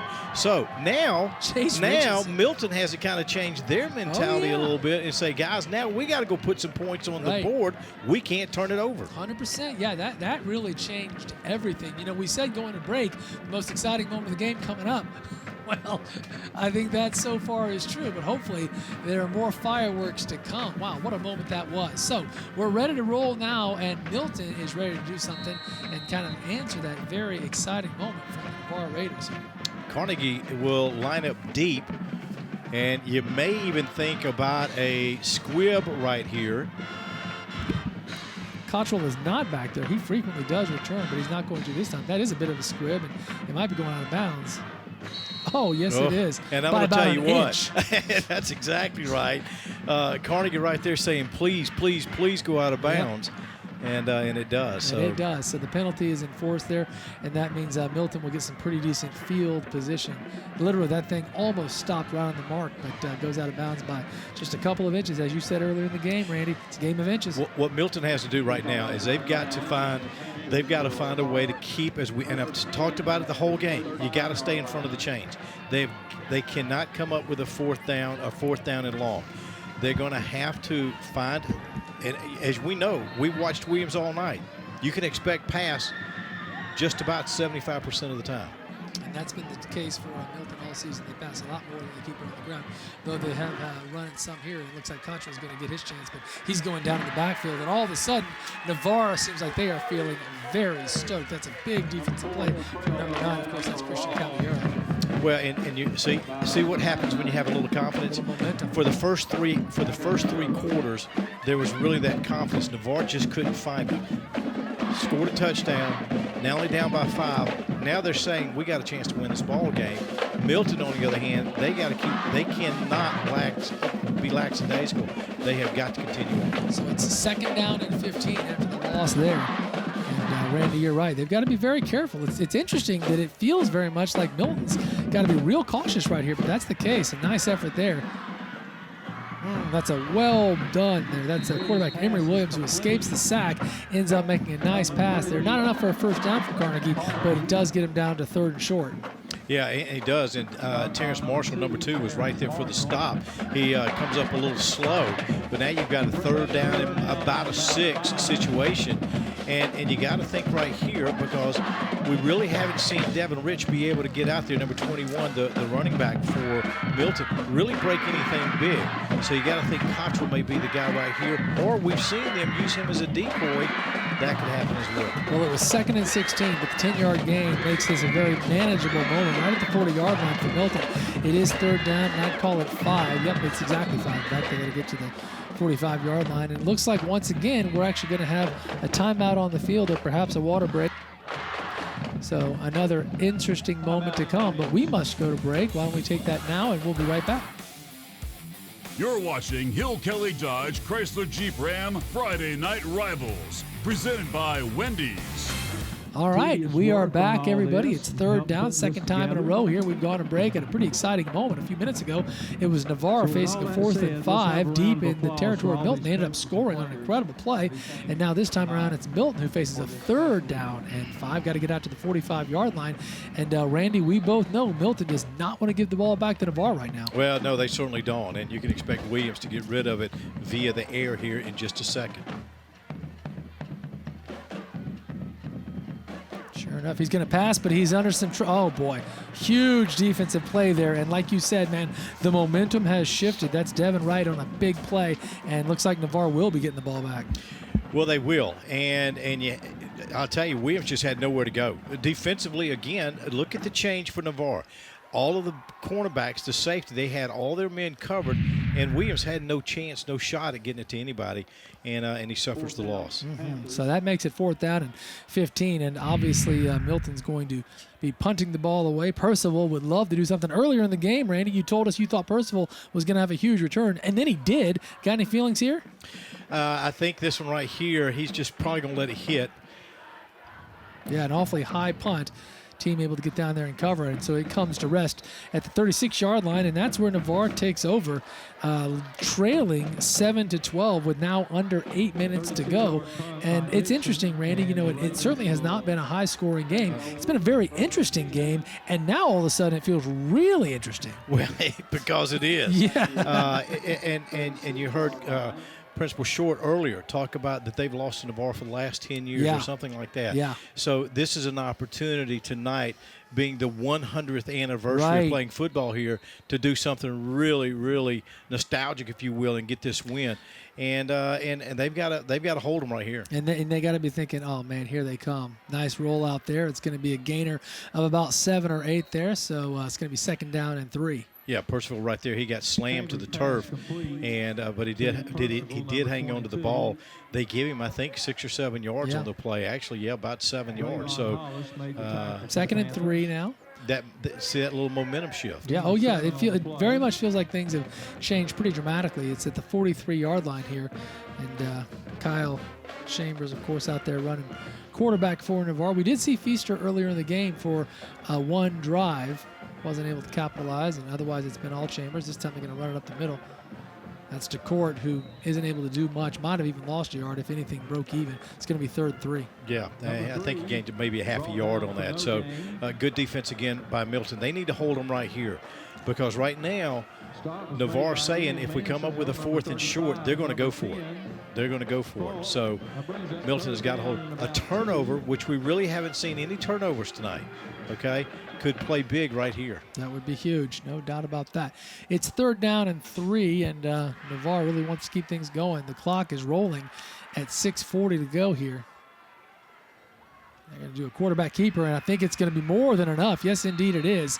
Crosses midfield. Chambers keeps it, gets to the 50-yard line, or maybe even the 49. It's going to be 1st and 10 now from Pensacola State College. Yeah, I'm going to tell you what, that right at midfield, plenty for first, and you saw them put 3 in the backfield, and there's going to be a timeout, but you saw them put 3 in the backfield and just push Chambers across, and he got plenty.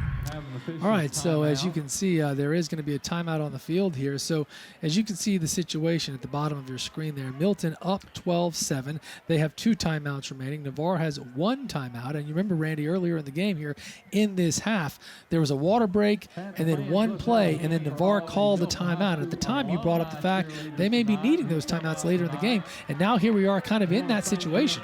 Yeah, you're absolutely right. You got 6 minutes and 31 seconds left in the ball game. You have 1 timeout left right here. You're down by 5. Depending on how you utilize this with a first and 10, it's going to be interesting. I mean, again, we've got a ball game here. We didn't see one for the first. We really didn't see one for the first 3 quarters. Not from Navarre's side. Anyway. That's exactly right. But now, hey.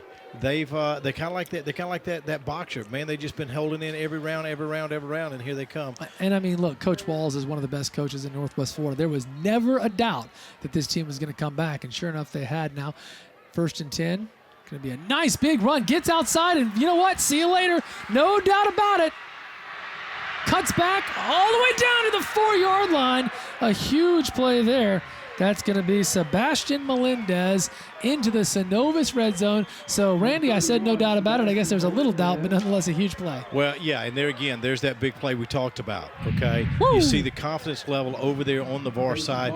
You see right here on the Milton side, the helmet's dropping just a little bit. And they put 3 in the backfield right behind Chambers. Man.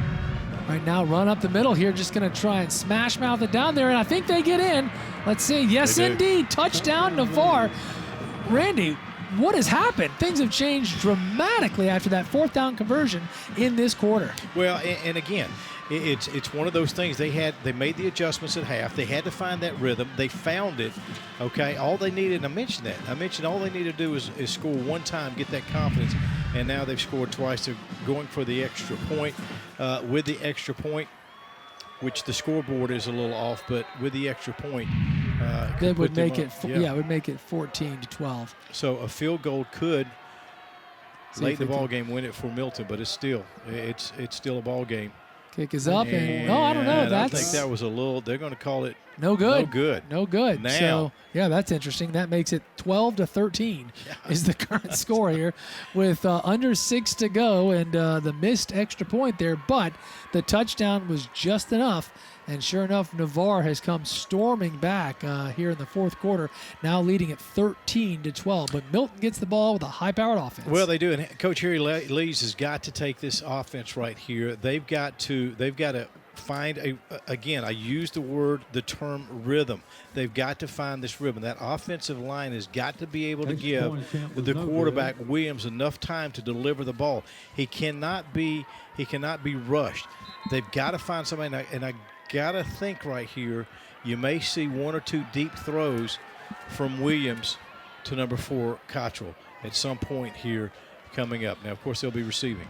That's right. So Carnegie is back to return. It's interesting, too. You know, we talk so much about how the object is just get the ball in the hands of Cottrell. He's such a superstar. He returns punts and kickoffs, but for the last few times, Randy, we have not seen that. Instead, it's been Carnegie back there, so that's interesting. Well, it really is interesting, and you mentioned that, and I'm like, why are we not even seeing him maybe up on one of the up guys? But well, and he is. He's right up. You can see. Yeah, it. there he is. Dead center of the field. Yeah, so they're just trying to find a way to get the ball in his hands. See what happens Watch here. Watch the squib. No, they're going to kick it a little deep. Of course, again, right over his head. And that will go out of bounds. And so, sure enough, there's going to be the penalty, just what we saw moments ago. And Milton will come back out on the field here with 5:54 to go, trailing it 12-13. Incredible game. Wow. And you know what? I think the kicker right there, number 37, Taylor Gardner, is he's doing that on purpose. He's keeping it out of the hands of the playmakers. Right. Okay, it's a small price to pay on the penalty. Exactly. Exactly. Because they do know that if it were to get into the hands of Cottrell, and even Carnegie, sure. They're playmakers. They could make something happen. Well, I mean, nonetheless, there is a bit of a penalty there because, sure enough, you get it at the 35-yard line. So they're going to re-kick. Oh yeah, they're going to say, "Do it again." I love it. Yeah, do it again. Yeah, and that's a good call right there by Coach Lees. Yeah, going to have to move it back now. Absolutely. They're going to place it. So now they will have, watching Gardner kick, he's probably going to be able to get it to about the 25-yard line, maybe 30. So that's going to put it right in the hands, potentially, of number 4, Cottrell. We'll see. I bet they keep it away from him. I'd love to see him get it. They've done, Navarre has done an outstanding job of doing just what you said, keeping it away from him, as Navarre is still trying to settle up here. I see you counting players. Are they got too many out there? No, there's 11, I believe. Okay. There. Yeah. I see you counting. I was worried there for just a second. I thought they... They got it figured out, so here we go. That's another squib, and not going to get anywhere near Cottrell, but Carnegie will get his opportunity. And he's going to get it out to the 35-yard line, so kind of breaks even on that, and that is where Milton is going to come back out. And, you look at the scoreboard, and it's like, okay, 13-12, not that big a deal, field goal, and they move ahead.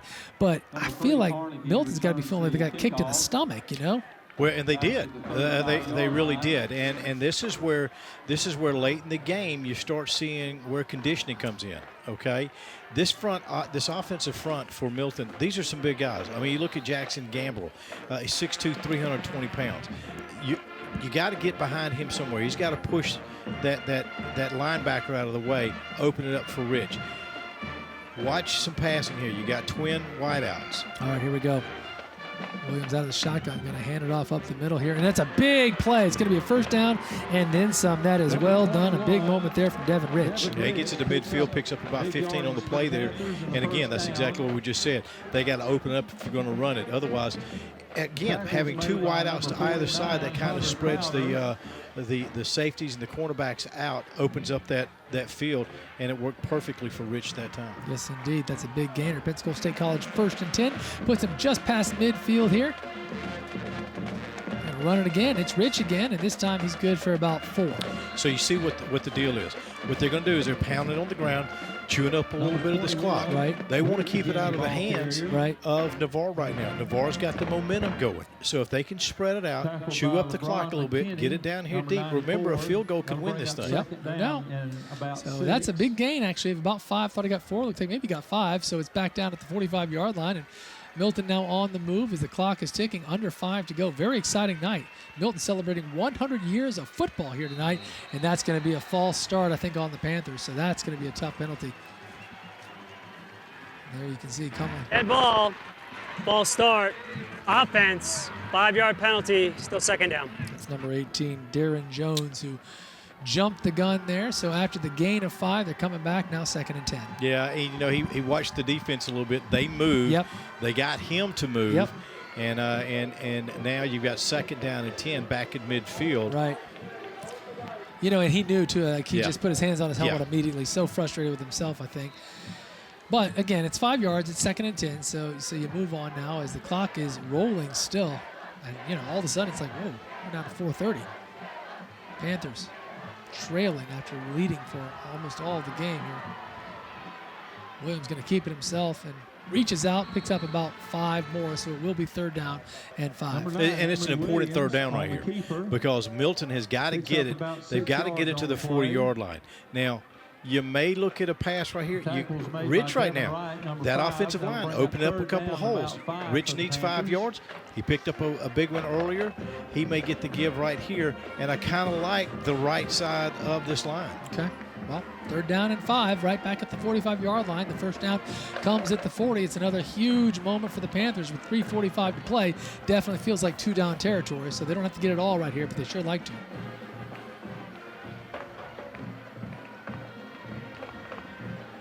Williams going to throw over the middle. He's got his man open, too. Oh, he doesn't make the catch. Wow, that's a great pass and a near spectacular catch from Carnegie. Not able to pull it in. It's going to be 4th and 5. Wow. You got to hang on to that one, but a good effort by Carnegie, but a fantastic pass by Williams, and they're going to go for it. Yeah, I think they have to with 3:31 to play. Boy, man, that was really nicely placed, although it would have been a spectacular catch. Sure. It was a tough catch. Could have been play of the game right there. It would have been a real good contender. Here's another look, and you can see just a beautifully, look at that. Well, he stretched out there. Yep. So here we go, folks. 4th and 5. Huge moment now. Got to have it. Navarre converted earlier on an enormous 4th down. Screen. Here he comes. It's going to be enough. A huge play. Well done. That's Devin Ridge who catches it in the backfield. The blockers downfield do what they need to do, and they convert. Well, and I'm going to tell you, the defense has not seen that screen all night, okay? So they see that for the first time. Perfect decision for that. If you look at this right here, he finds the little gap, and Rich big enough, strong enough to pick up the yards needed. Clock is ticking, folks. We're down to 3:05. So, Randy, that's the second enormous 4th down conversion we've seen in the game. Navarre did it early in this quarter, scored a touchdown, and now that's a huge one for Milton. Now down to the 36-yard line. Going to keep it on the ground. Here comes Rich, who breaks out wide, and he's going to get another 5, so that's going to make it 2nd and short. Yeah, again, Milton, what they did is they put trips on the far side, one single wide out on the near side.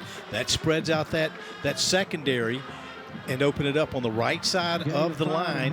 And, of course, Rich picks up another 4 or 5 yards. And remember that Milton needs a field goal, not a touchdown, to move ahead here with 2:33 to play as the clock continues to tick. People starting to really feel the tension now. I know I am. Going to run it up the middle. That's Rich again. Not going to do anything here. It's going to be 3rd down and 5.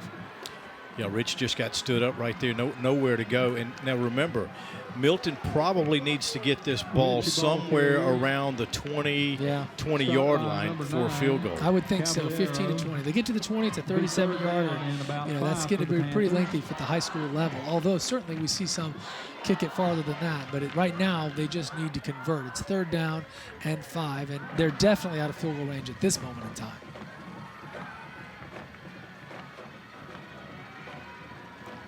Williams Pass again, going over the top. He's got his man too. It's Cottrell. Oh, does he catch it? Yes, he does. Oh my! Woo-hoo-hoo! And Cottrell's still running, folks. He's as pumped as you get. Big moment there. 3rd and 5. The huge touchdown.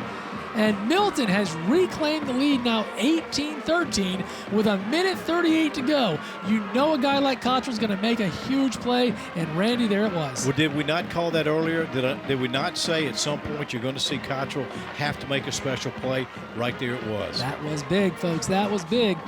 So it's now 18-13 in favor of Milton. So an effort now to kick the extra point, and that's going to be number 19, Jackson McDonald on. And he needs to make the extra point here for sure. It looks like it looks like it's good. Yes, indeed. It's not good. He missed it. It was wide right. It's always tough to tell from our angle, but nope, they waved that off. Let's take another look at the touchdown here from the Peden replay. It's a great pass from Williams, who puts it right where he needs to be. Cottrell falls on the goal line to make it a touchdown. And I got to tell you, Deuce Ned right there, actually, there could have been a penalty for holding, but what an offensive catch. What a great play for Cottrell.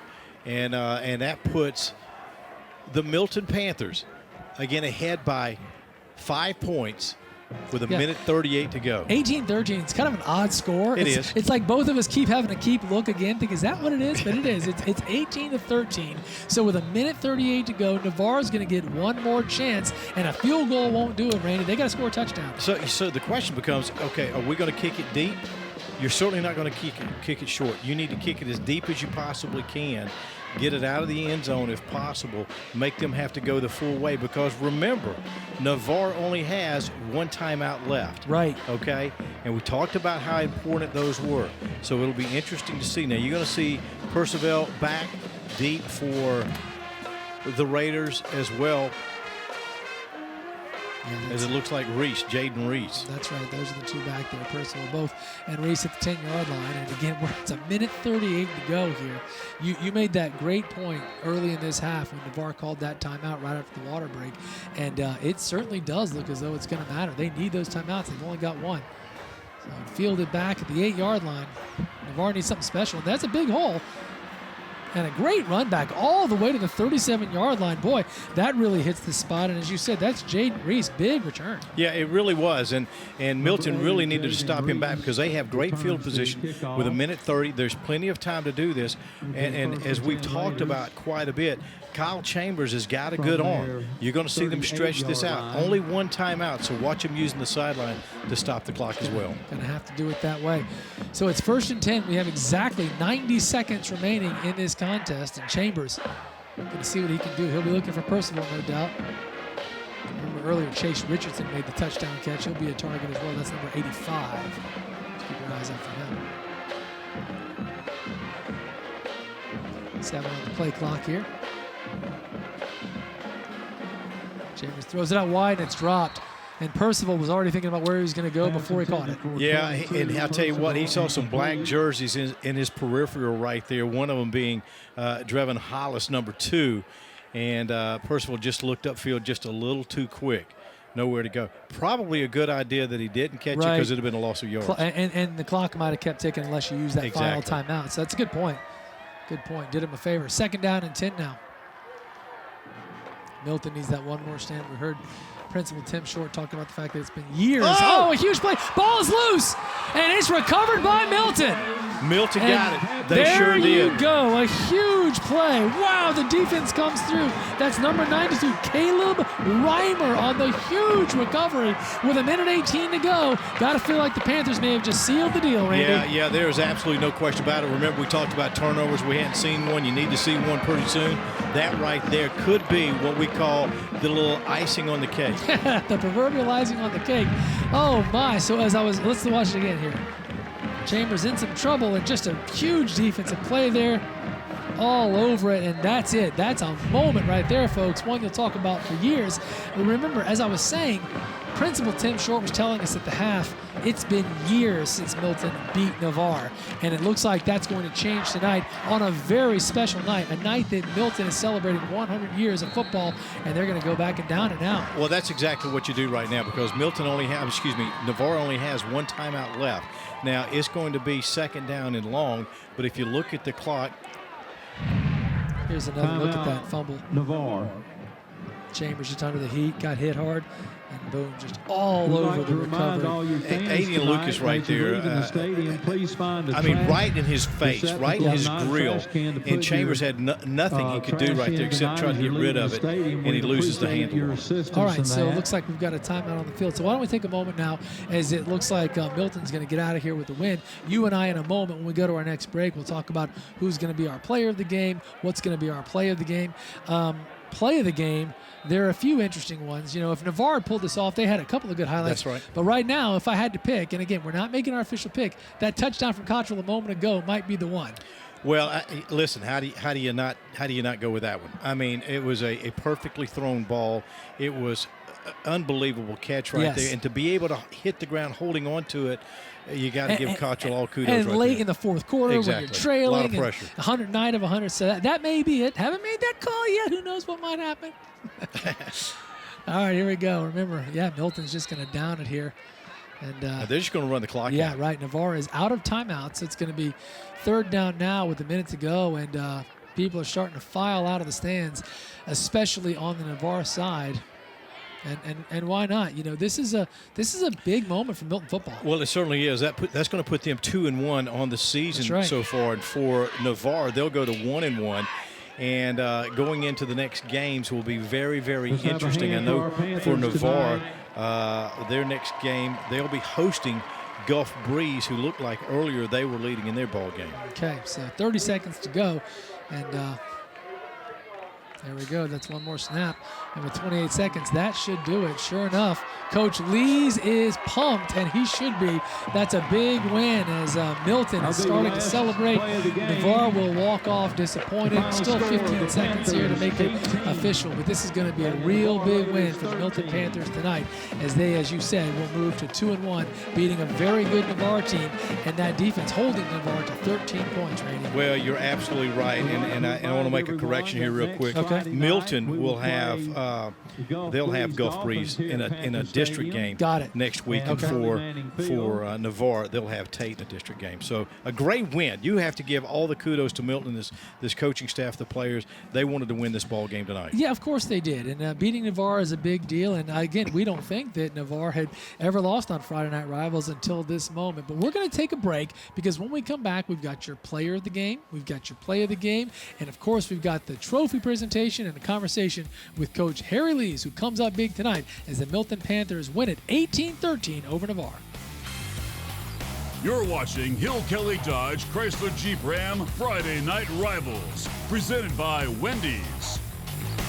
We're back. The game is over, and the home team is happy. Milton celebrating 100 years of football tonight, and you can see right there the t-shirt in black there says 100 on it, and that's because they are celebrating 100 years of football, and they get a huge win against a very good Navarre team. The final score 18-13. In just a moment, the trophy presentation, and we'll also talk to Coach Harry Lees. But first, let's talk about our play and player of the game. And we're going to start with the play of the game from Closets by Design. And Randy, it wasn't that long ago that we saw it. A minute 36 left in the ball game, and Williams able to get it to Cottrell in the end zone. Cottrell comes down with an amazing catch, able to hang on to it, and I'm telling you, to be able to catch it one-handed almost, big time, pulls it in and able to hang on to it. What a great catch. And we knew he'd be making plays for us, and sure enough, gets a huge one at the very end of the game to secure the win.